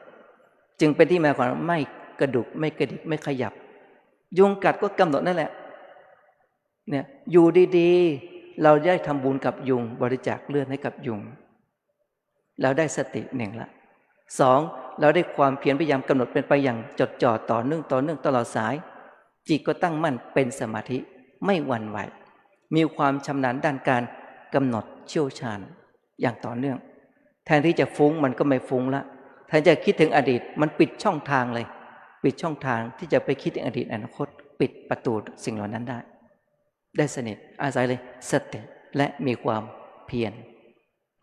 3ปัญญาเลยร่างกายเนี่ยเป็นสภาพที่ไม่รู้จิตต่างหากที่เข้าไปรู้ขณะนี้เรากำหนดท้องพองท้องยุบเนี่ยท้องมันไม่รู้หรอกแต่จิตไปสัมผัสเองพองจิตของเราก็กำกับดูอะไรดูอาการพองของสภาวะรูปพอง ท้องยุบจิตของเราก็ไปสัมผัสกับกายอาการของยุบของท้อง เดี๋ยวก็พองเดี๋ยวก็ยุบเมื่อความเจ็บเกิดขึ้นเราก็ทิ้งพองทิ้งยุบไปกำหนดที่อาการเจ็บหนอนั่นแหละจะเจ็บไปถึงไหนก็เจ็บหนอนั่นแหละเมื่อกำหนดเจ็บหนอนานๆจนเกิดความชำนาญเป็นไงรู้สึกว่าอยากขยับก็กำหนดจิตอยากขยับหนออยากขยับหนอแต่จะไม่ขยับถ้าเป็นพระโยคาวิทยากรมือใหม่ถ้าทนไม่ไหวจริงๆก็กำหนดตัวทนไม่ไหวนั่นแหละทนไม่ไหวหนอทนไม่ไหวหนอดูจิตในจิตของเราถ้าเห็นเวทนาก็ดูเวทนาในเวทนาของเราฉะนั้นสติต้องมีสมบูรณ์ดังนั้นพละห้ามีหนึ่งมีศรัทธาพละคือกำลังแห่งศรัทธาไม่หวั่นไหววิริยะพละมีความเพียรมีกำลังแห่งความเพียรสติพละสติมีกำลังสมาธิพละกำลังแห่งใจตั้งมั่นไม่หวั่นไหวปัญญาพละปัญญามีกำลังคือไม่ไหลไปตามกระแสของกิเลสคือจิตที่เรากำหนดท้องพองท้องยุบฝึกฝนมาดีแล้วจิตของเรากำหนดขวาย่างหนอมาสมบูรณ์พร้อมแล้วรู้เท่าทันอารมณ์สภาวะของกายได้แล้วฉะนั้นร่างกายเป็นสภาพที่ไม่รู้แต่สิ่งที่รู้ก็คือใจนั่นเองดังนั้นเมื่อพระโยคาวจรฝึกสติมีศรัทธาเป็นกำลังแต่ถ้าว่าปัญญาขาดการวินิจฉัยแล้วก็ติดในบัญญัติศัพท์ติดในคำพูดแต่ว่าใจไม่ไปถึงอาการของเวทนาเราติดคำพูดมันก็ทำให้เราเนี่ยมีศรัทธาเหมือนกันแต่ว่าปัญญาอ่อนไปหน่อยหนึ่งมีปัญญาเจ็บหนอเห็นการแตกสลายเห็นความไม่เที่ยงของอาการเจ็บหนอหายแวบไปเลยนะรู้ละนะแต่ว่าขาดศรัทธามีปัญญามากเกินไปแต่ไม่ได้กำหนดอย่างต่อเนื่องคราวนี้ศรัทธาปัญญามากแต่ศรัทธาน้อยรู้แล้วล่ะแล้วไม่กำหนดอีกต่อไปดังนั้นศรัทธากับปัญญาจะต้องอะไรเท่ากันวิริยะกับสมาธิขยันมากเกินไปจิตไม่จดจ่อไม่ต่อเนื่องก็จะทำให้ฟุ้งซ่านได้ง่ายสมาธิมากเกินไปพองเนาะยุบเนาะตกผวังค์หลับเป็นต้นไม่ได้ทันพองไม่ทันยุบไปไงตกผวังค์จิตหลับไปแล้วนิ่งไปแล้วเป็นต้นฉะนั้นสติเป็นตัวชี้วัดเป็นกรรมการถ้าว่ามีความเพียรมากเกินไปสมาธิมีน้อยก็จะฟุ้งซ่านอารมณ์ซัดสายไม่อยู่กับปัจจุบันมีสมาธิมากเกินไปก็จิตก็จะตกผวังค์นิ่งสงบดังนั้นสติรู้ว่าอะไรมากก็จะลดลงมาหน่อยอะไรมันหย่อนมันน้อยไปก็เพิ่มให้มากขึ้นปรับให้เกิดความบาลานซ์กันแม้กระทั่งเดินจงกรมก็เช่นเดียวกันถ้าเราเดินอย่างมีสติสร้างบาลานซ์คือการเดินอย่างมีสติไม่ก้าวเท้ายาวไม่ยกเท้าสูงถึงแม้เราจะยกเท้าสูงก็ได้อยู่ที่กำลังของแต่ละบุคคลว่าบุคคลนี้กำลังหนุ่มแน่นอยู่ร่างกายแข็งแรงสมบูรณ์ก็ยกเท้าสูงได้เพื่ออะไรจะได้มีสติมากขึ้นแต่ถ้าว่าเราเดินทั้งวันทั้งคืนเนี่ยสิมันก็สูญเสียพลังงานเยอะที่เราก้าวเท้าสูงใช่ไหมต้องใช้กำลังเยอะนะยิ่งเราฉันมื้อเดียวนะทุ่ม2 ทุ่มไม่มีแรงที่จะเดินแล้วล่ะการปฏิบัติธรรมปฏิบัติตั้งแต่ตี 4 ตี 3 ตี 4จนถึง4 ทุ่มทุกวันเนี่ยนะจึงเป็นสโลแกนของผู้ปฏิบัติธรรม ไม่ก้าวเท้ายาวไม่ยกเท้าสูงก็คือไปอย่างมีสติจะได้แรงออมแรงเพื่อจะเดินได้1 ชั่วโมงนั่งได้1 ชั่วโมงเดิน1.5 ชั่วโมงนั่ง1.5 ชั่วโมงเดิน2 ชั่วโมงนั่ง2 ชั่วโมงเดิน2 ชั่วโมงนั่ง2 ชั่วโมงถ้ามันน้อยไปก็ต่อไปอีกเจอเวทนาเจอความเจ็บความปวดก็ปวดหนอแล้วเนี่ยเมื่อกี้เจ็บปวดแล้วก็ขยับแต่เมื่อพระโยคาวจรมีการกำหนดอย่างจดจ่อต่อเนื่องรู้เท่าทันอารมณ์ทางใจของเราถ้าอยากขยับก็ทิ้งความเจ็บปวดมาดูจิตที่อยากขยับเนาะจนกว่าจิตสภาวะอารมณ์อยากขยับนั้นดับหายไปด้วยการกำหนดแต่ความเจ็บยังมีอยู่ก็กำหนดที่เจ็บหนอต่อไปอีกดังนั้นครูบาอาจารย์ถึงได้กล่าวเอาไว้ว่าระดับโยคีอุปมาเหมือนกับนักรบประจันบานนักรบกองโจรนักรบแบบถอยทัพทหารทำศึกสงครามนักรบประจันบานก็คืออะไรมีคำสั่งให้ลุยไปข้างหน้าตายคือตายฟันฝ่าไปยิงอย่างเดียวลุยไปข้างหน้าต่อข้าศึกนี่คือนักรบประจำบานตายยอมตายเพื่อจะยึดที่ดินพื้นที่ตรงนั้นให้ได้ตายยอมตายนักรบแบบกองโจรกำลังของเรามีน้อยต้องซุ่มยิงสู้ไม่ไหวประจันบานไม่ได้ต้องเป็นนักรบแบบกองโจร3นักรบแบบถอยทัพสู้ไม่ไหวแล้วจะประจันบานก็สู้ไม่ได้เป็นกองโจรก็สู้ไม่ได้ขอพักยกก่อนยกธงขาวก่อนเราตั้งกฎกติกากันใหม่งวดหน้ามีพละกำลังแล้วสู้กันใหม่ชั้นใดพระโยคาวจรเมื่อเดินจงกรมนั่งสมาธิได้ค้นพบทุกขเวทนาอย่างแรงกล้าแสนสาหัสนักรบประจำบานก็คือปวดก็บอกปวดหนอไม่ซัดสายไปที่อื่นปวดหนอนั่นแหละนะประจันบานตาต่อตาฟันต่อฟันปวดหนอนั่นแหละให้ถึงที่สุดแห่งความปวดนะจนเกิดความปวดนั้นดับหายไปนี่นักรบแบบเกรด A พระโยคาวจรเกรด A ผู้มีศรัทธาวิริยะสติสมาธิปัญญาแก้วกล้าอาจหาญมีความมั่นคงด้านสติความเพียรและปัญญานะไม่หวั่นไหวเพราะผ่านอะไรผ่านการฝึกจิตมาดูอาการท้องพองท้องยุบได้อย่างราบรื่นรู้ตามความเป็นจริงอะไรเกิดขึ้นก็กำหนดได้ทุกช็อตเลยดังที่กล่าวเมื่อกี้ตอนหนึ่งว่าใหญ่ๆก็ได้ย่อยๆก็ดีกำหนดทีปรับอินทรีย์ให้เสมอกันอินทรีย์5สัตตินทรีย์มีศรัทธาเป็นใหญ่วิริยินทรีย์มีความเพียรเป็นใหญ่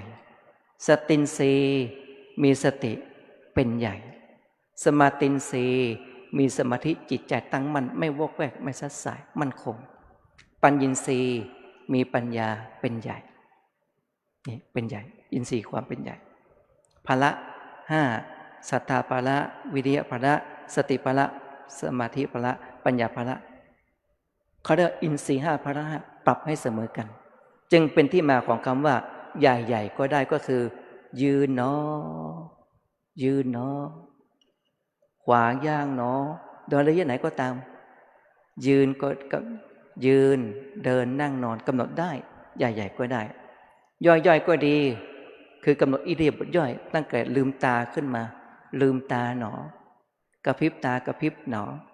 เอื้อมตัวก็ขยับตัวก็ขยับหนอยกแข้งยกขาก็ยกหนอ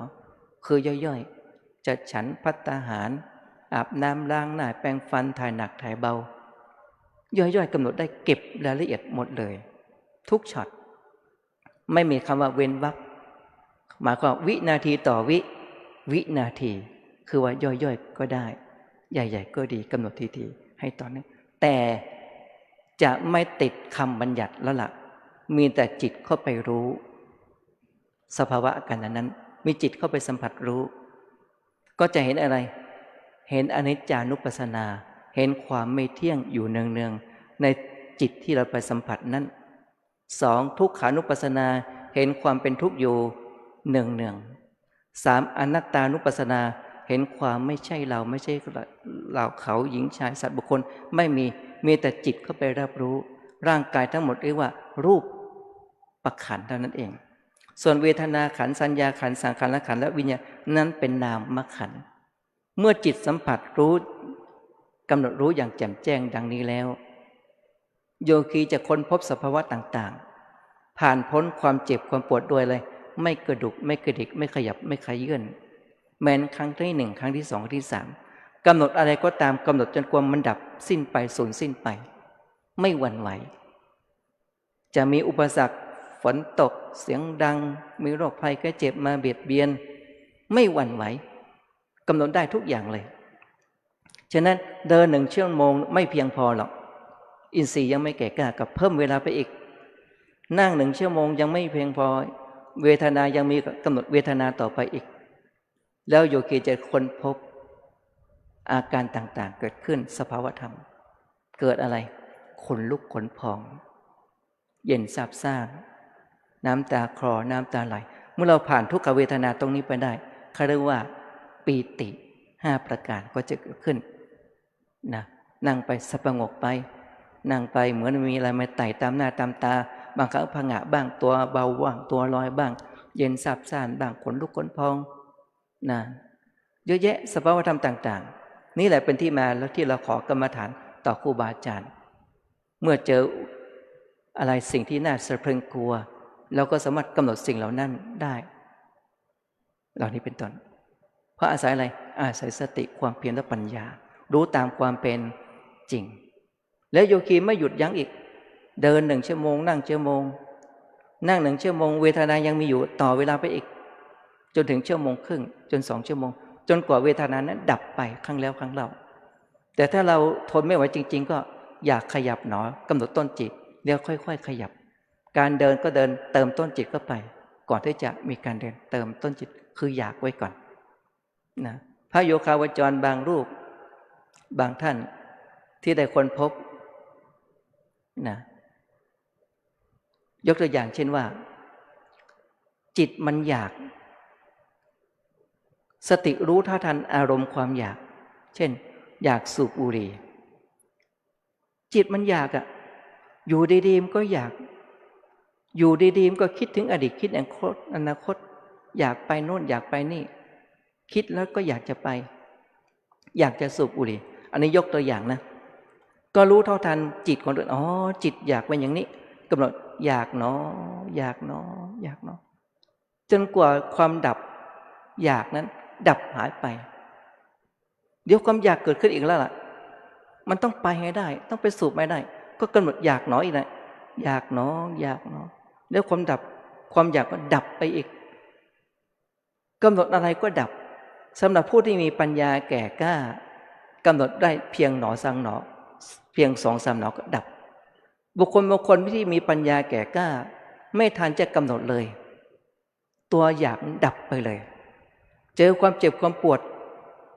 ไม่ทันจะกำหนดปวดหนอเลยความปวดมันดับไปเลยเป็นต้นเห็นอาการดับบ่อยๆเป็นต้นนี่บุคคลที่มีความชำนาญเขาเรียกมีสติสมบูรณ์มีความเพียรสมบูรณ์เขาจึงเดินจงกรมนั่งสมาธิได้ตลอดทั้งวันทั้งคืนโดยไม่หวั่นไหวนี้บุคคลผู้มีปัญญาแก้วกล้าแก่กล้าอย่างนี้เขาเรียกปัญญาไหวโลภะโทสะโมหะมันเกิดขึ้นก็ดับเกิดขึ้นก็ดับรู้เท่าทันโลภความโลภขึ้นมาก็ดับไปแล้วไม่ทันจะกำหนดก็ดับไปแล้วรู้เท่าทันความง่วงก็ดับไปแล้วดับไวมากเลยผู้มีปัญญาแต่ว่าจะต้องไปศึกษาท้องพองท้องยุบให้ช่ำชองก่อนแล้วบัญญัติศัพท์ก็จะหายไป สมมุติบัญญัติก็จะหายมีแต่จิตเข้าไปรู้ ดังนั้นพระโยคาวจรขณะที่เราเพิ่มความเพียรให้มากขึ้นนะเพิ่มความเพียรให้มากขึ้นเพิ่มเวลามากขึ้นกำหนดพองหนอยุบหนอไม่เพียงพอจะเติมอะไรเติมนั่งหนอยังน้อยไปก็เพิ่มอะไรพองหนอยุบหนอนั่งหนอถูกหนอมันน้อยไปอีกเพิ่มจุดไปอีกการเดินระยะหนึ่งมันน้อยไปก็เพิ่มเป็นระยะสองระยะสองมันน้อยไปก็เพิ่มเป็นระยะสามจนถึงระยะหกระยะหกมันน้อยไปก็เติมต้นจิตเป็นไงอยากเดินหนอครั้งเดียวมันน้อยไปอยากเดินหนอยืนอยู่อย่างนั้นยืนแช่อย่างนั้นแต่ไม่เดินสักสี่แต่รู้จิตไอ้ดูจิตมันอยากจะเดินแต่ว่าจะไม่เดินตามใจอยากเป็นต้นจนจุดว่าความอยากดับไปแล้วถึงอยากยกส้นหนอต่อไปอีกอยากยกส้นหนอคำเดียวยังไม่พอเป็นไงครั้งที่สองอยากยกส้นหนอยังไม่พอยังอยากรู้สึกว่าอยากจะยกส้นอีกก็อยากยกส้นหนอแต่ยังไม่ยกจนตัวความรู้สึกอยากยกส้นหนอมันดับไปแล้วถึงจะยกส้นหนอแต่ไม่ใช่นึกไม่ใช่คิดแต่รู้สภาวะจริงๆเห็นอาการดับคำบริกรรมภาวนาก็เป็นตัวองค์ประกอบแต่จิตจะเข้าไปสัมผัสอาการสภาวะของรูปเป็นสภาพที่ไม่รู้แต่จิตสัมผัสเข้าไปรู้ว่านี่คือเวทนากำลังจะพูดเรื่องนั้นมันตัดคำพูดนั้นไปเลยมันดับสัญญา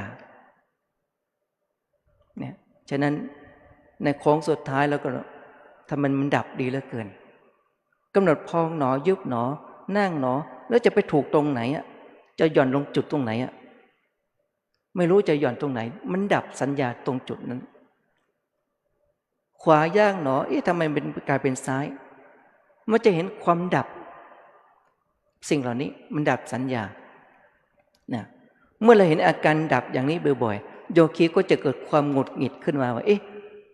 เราก็ตั้งใจทำไมมันจำไม่ได้ถ้ามันผิดพลาดมีช่องโหว่ละจะฟุ้งละเริ่มเบื่อละเจอความเจ็บความปวดถูกต้องแล้วล่ะเจอความเจ็บความปวดก็เบื่อละไม่สู้ละแต่ถ้าบุคคลผู้มีปัญญาแก่กล้าเป็นยังไงเจอเวทนาปุ๊บกำหนดเวทนาทันทีเลยฉะนั้นดังที่กล่าวเมื่อกี้ใจความตรงนี้บุคคลใดเจริญวิปัสสนากรรมฐานจะไม่มีคำข้ออ้างใดๆทั้งสิ้นดีก็กำหนดไม่ดีก็กำหนดอารมณ์ที่ชอบใจก็กำหนดอารมณ์ที่ไม่ชอบใจก็กำหนดแล้วเราก็ได้สภาวธรรมอย่างหนึ่งเรียกว่าไม่มีอคติวันนี้เดินดีครับอาจารย์วันนี้กำหนดได้ราบรื่นครับอาจารย์วันนี้ไม่ดีมีอคติละฉะนั้นพระโยคาวจรจะดีก็กำหนดไม่ดีก็กำหนดชอบใจก็กำหนดไม่ชอบใจก็กำหนดเฉยๆก็กำหนดฉะนั้นวิปัสสนาจะต้องกำหนดเป็นไปอย่าง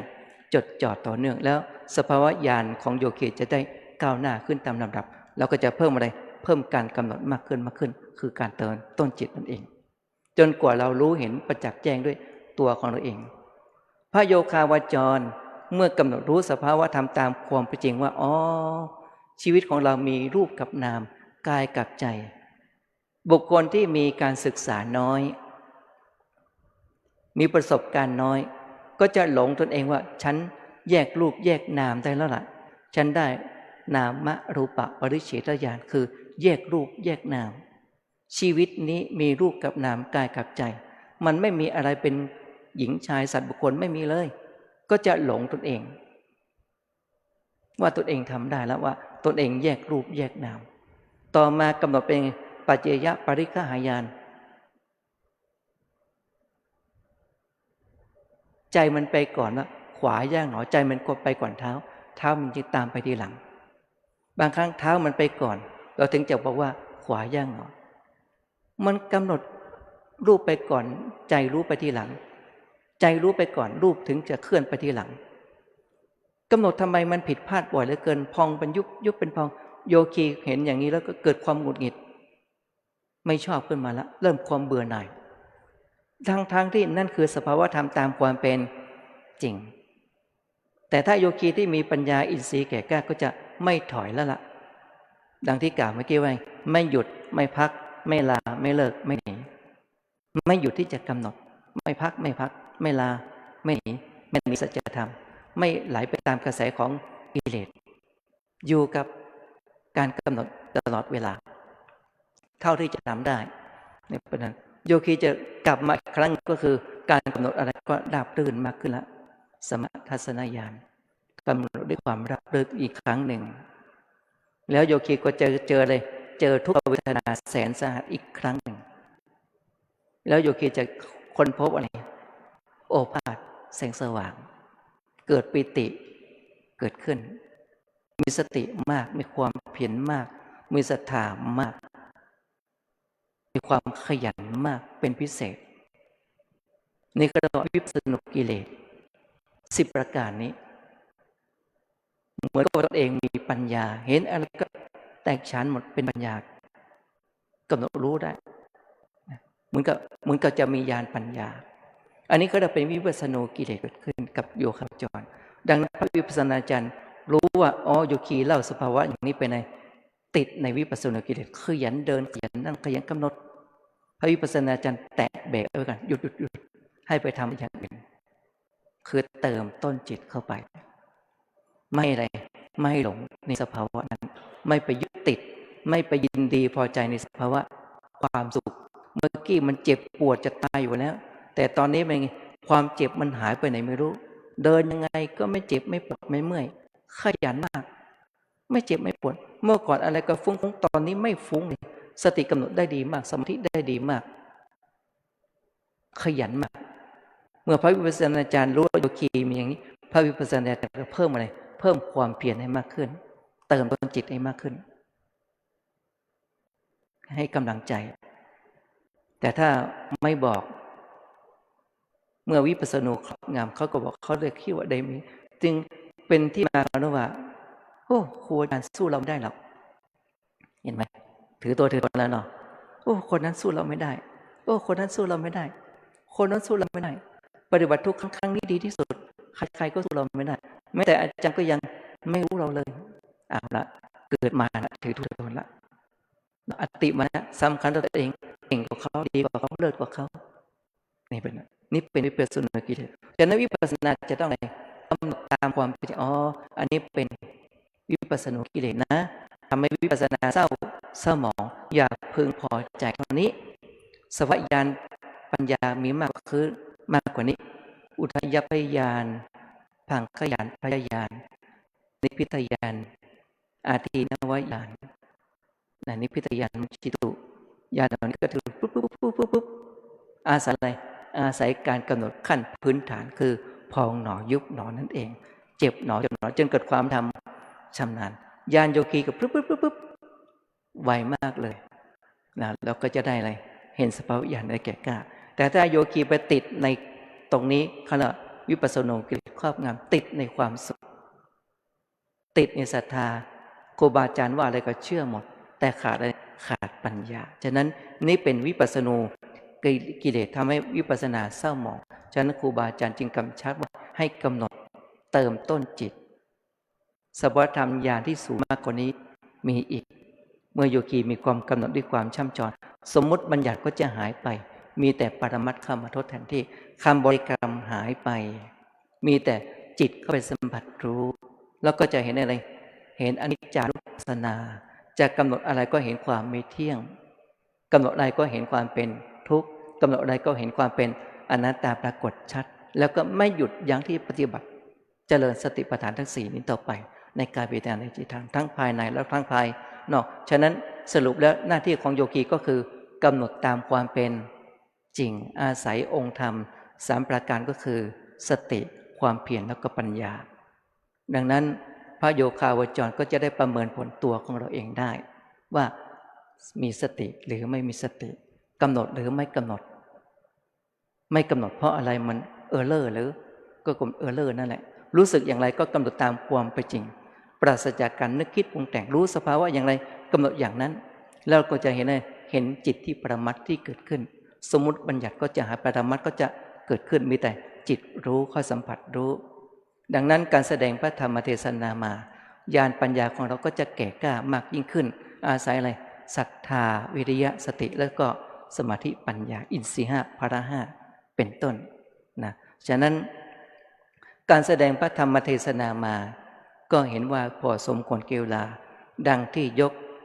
บทอุเทศว่าเอกายะโนอายังภิกขเวมัคโคสัตตานังวิสุทธิยาโสกะปริเทวนังสมติกมายะทุกขโทมนัสสานังอัตถังขมายะยายสะอธิกมายะนิพพานสะสัจจิกิริยายะยะทิทังจัตตโรสติปัฏฐานาติบุคคลใดเจริญสติปัฏฐานทั้งสี่นี้ย่อมได้ประโยชน์คืออานิสงส์ดังที่พระองค์ทรงตรัสเอาไว้ว่าพระผู้มีพระภาคเจ้าได้ตรัสพุทธภาษิตนี้ว่าดูก่อนภิกษุทั้งหลายทางนี้เป็นทางเอกเพื่อความบริสุทธิ์ของเราสัตว์เพื่อก้าวล่วงความโศกและปริเทวะเพื่อความดับศูนย์แห่งทุกข์และโทมนัสเพื่อบรรลุญาณธรรมที่ถูกต้องเพื่อทำพระนิพพานให้แจ้งทางนี้คือสติปัฏฐานคือปฏิบัติได้แต่เพียงผู้เดียวทำแทนกันไม่ได้ให้คำแนะนำได้บอกกล่าวกันได้แต่ต้องทำด้วยตัวของเราเองทางนี้คือสติปัฏฐานทั้งสี่ให้มีสติพิจารณากายในกายอยู่เนืองๆเวทนาในเวทนาอยู่เนืองๆจิตในจิตอยู่เนืองๆธรรมในธรรมอยู่เนืองๆทั้งภายในภายนอกดีก็กำหนดไม่ดีก็กำหนดโยคีโยคาวจรย่อมยกจิตขึ้นสู่อารมณ์ของวิปัสสนาเห็นพระไตรลักษณ์ปรากฏชัดได้อย่างแจ่มแจ้งปราศจากการปรุงแต่งสามารถดับตัวตัณหาอุปาทานได้ละสักกายทิฏฐิละความยึดมั่นถือมั่นได้แล้วก็มีความเชื่อมั่นว่าพระพุทธเจ้ามีจริงพระธรรมมีจริงพระสงฆ์มีจริงแล้วก็ไม่ประพฤติปฏิบัติแบบรูปๆคำๆแบบศีลพระปรมาสอีกต่อไปจากนั้นการเจริญวิปัสสนากรรมฐานเพื่อให้รู้ตามความเป็นจริงของรูปนามขันธ์ห้านี้อาศัยสติปัฏฐานทั้งสี่นี้กำหนดฉะนั้นสติปัฏฐานทั้งสี่นี้ไม่ใช่อยู่ที่การยืนเดินนั่งนอนแต่อยู่ที่การกำหนดรู้สภาวะตามความเป็นจริงของรูปนามขันธ์ห้าเท่านั้นเองประโยชน์สูงสุดที่เราจะได้รับ 1. ทำให้จิตบริสุทธิ์ 2. ดับความเศร้าโศกเสียใจพิไรรำพันดับความทุกข์ทางกายดับความทุกข์ทางใจดังที่กล่าวไว้เบื้องต้นฉะนั้นก็สมดังที่พระองค์ทรงตรัสเอาไว้อีกใจความตอนหนึ่งว่า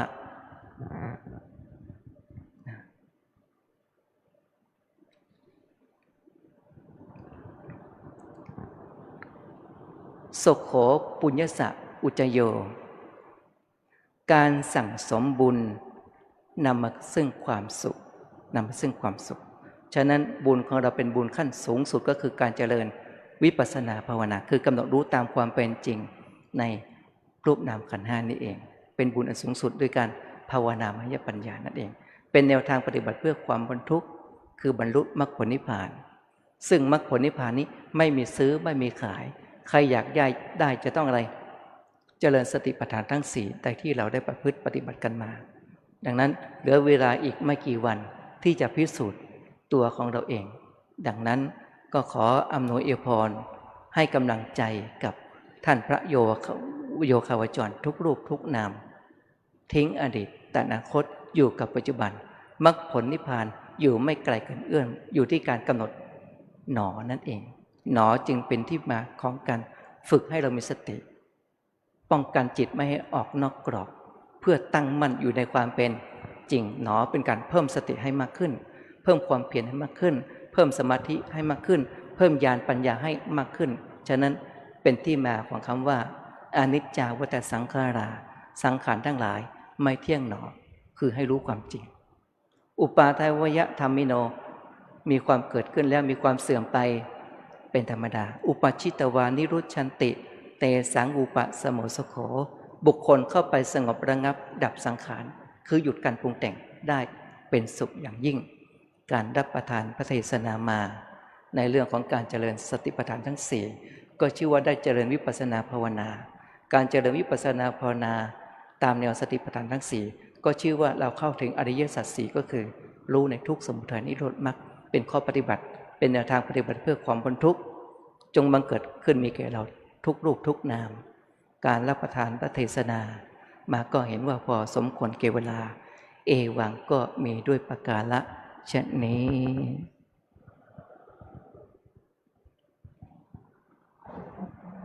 อาหังพุทธันจะธัมมันจะสังฆันจะสารนังคตาอุปาสิกตังเทเสสิงภิกขุสังฆสะสัมมุขาเอตังเมสารนังเขมังเอตังสารนามุตตมังเอตังสารณะมาคัมมะสัพพะทุกขาปมุญเจเรยะถาพลังเจรยาหังสัมมาสัมพุทธัสสะสนังทุกขานิสรณะเสวะภาคีนิสังอนาคเตกายเยนะวาจายวะเจตสาวาพุทเทกุกัมมังปะกตังมยายังพุทโธปฏิคันหาตุอัจจยันตังการันตเรสังวริตุงวะพุทเทกายเยนะวาจายวะเจตสาวาธัมเมกุกัมมังปะกตังมยายังธัมโมปฏิคันหาตุอัจจยันตังการันตเรสังวริตุงวะธัมเมกายเยนะวาจายวะเจตสาวาสังเคกุกัมมังปะกตังมยายังสังโฆปฏิคันหาตุอัจจยันตังการันตเรสังวริตุงวสังเคครับขอกราบรัตนาท่านพระอาจารย์สุรินทร์สัตตธัมโมในนามตัวแทนโครงการฝึกเข้าฝึกอบรมพระวิปัสสนาจารย์ได้เข้าน้อมถวายไทยธรรมบูชาพระธรรมเทศนาแด่พระอาจารย์องค์แสดงพระธรรมเทศนาเบื้องหน้าธรรมาสน์นะครับ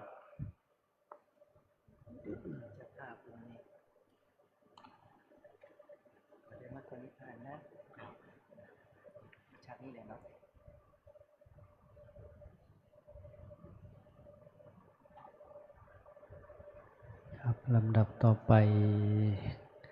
จะเป็นส่วนของคณะอุบาสกอุบาสิกาจะได้น้อมบูชาธรรม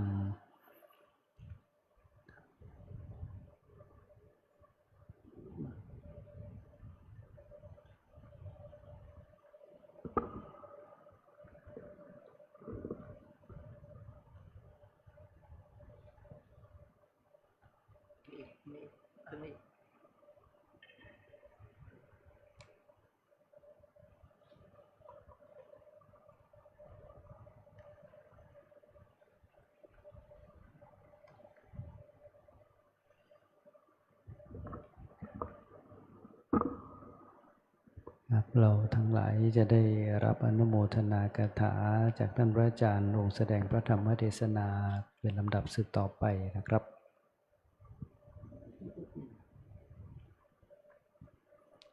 ก็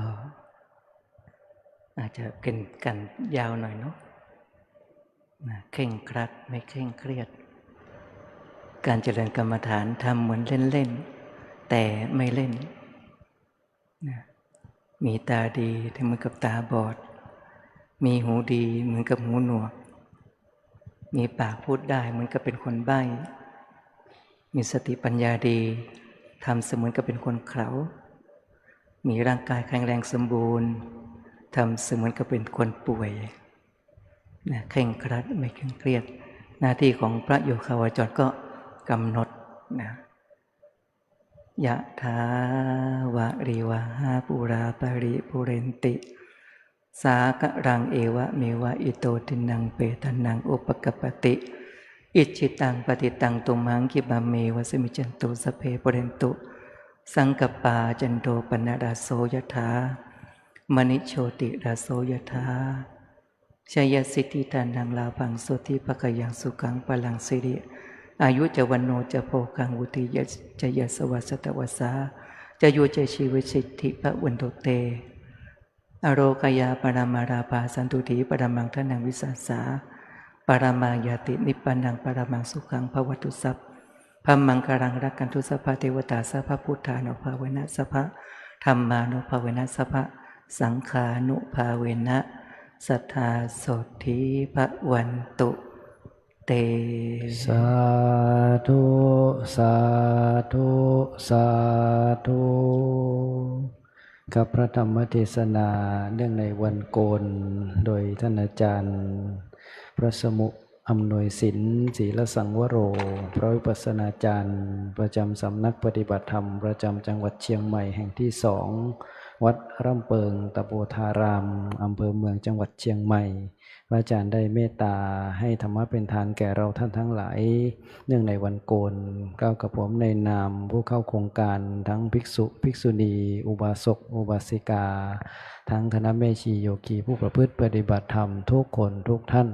ขอกราบอนุโมทนาขอบคุณในเมตตาท่านอาจารย์พระสมุอำนวยศิลป์เป็นอย่างสูงนะครับที่ได้เมตตาให้ธรรมะเป็นทานในวันนี้ในลำดับต่อไปเราท่านทั้งหลายจะได้ร่วมกันเจริญจิตตภาวนานั่งสมาธิเป็นระยะเวลาร่วมกันประมาณ10 นาทีณ บัดนี้นะครับ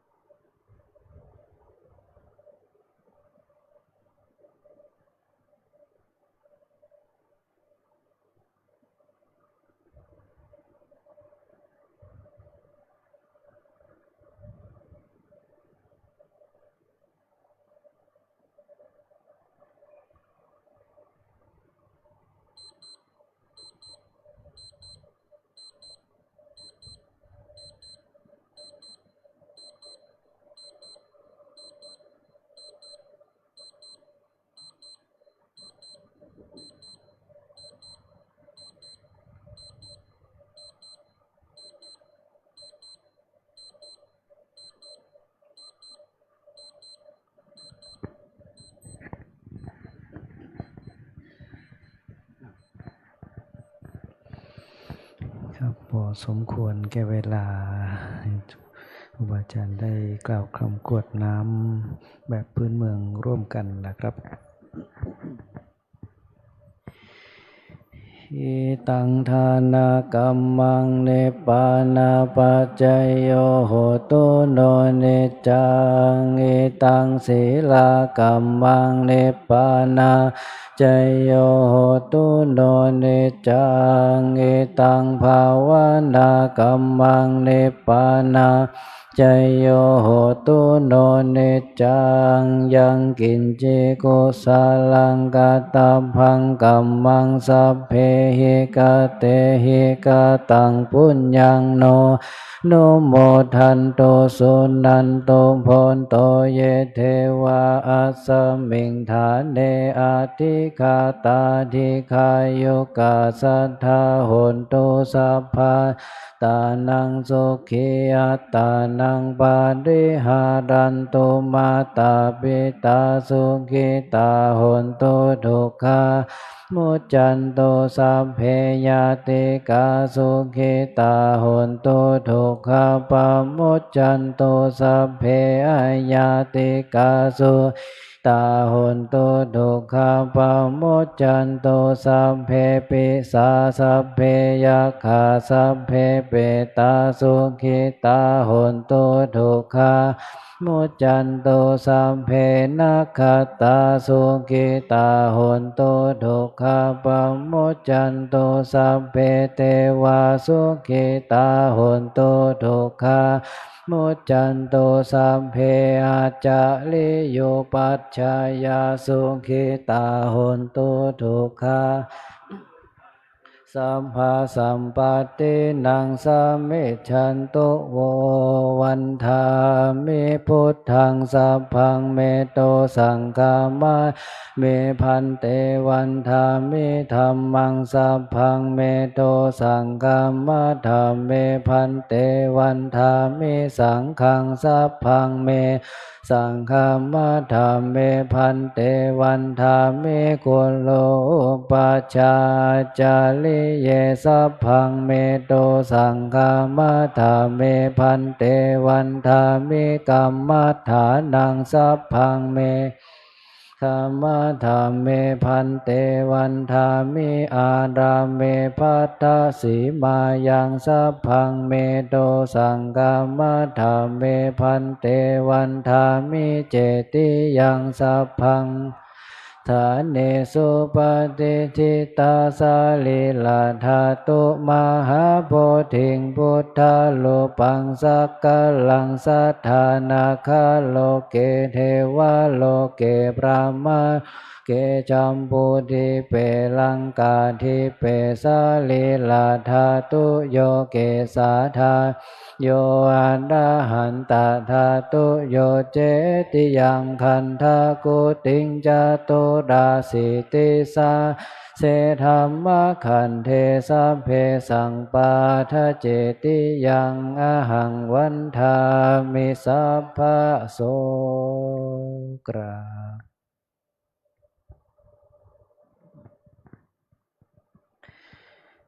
ได้น้อมวันทานน้อยขอเข้ามาและระลึกถึงคุณธรรมพระเดชพระคุณหลวงปู่พระพรหมมงคลพร้อมกันนะครับวันทามิพันเตสัพพังอปาลาทังคัมมะธรรมเมพันเตมยาตังปุญญังสามินาอนุโมทิตาพังสามินากตังปุญญังไมหังทาตพังสาธุสาธุอนุโมทามิกราบ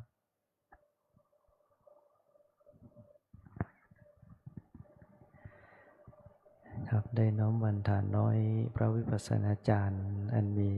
ท่านอาจารย์พระครูวินัยธรอินจันทร์กันโตภาโสเป็นต้นครูบาอาจารย์ที่พรรษาน้อยกว่าท่านอาจารย์38ใช่ไหมครับ38 วันทาน้อยอีกครั้งหนึ่งนะครับ วันทามิพันเตสัพพังอปาลาทังคามะธรรมเมพันเตมยาตังปุญญังสามินาอนุโมทิตพังสามินากตังปุญญังไมหะทาตพังสาธุสาธุอนุโมทามิ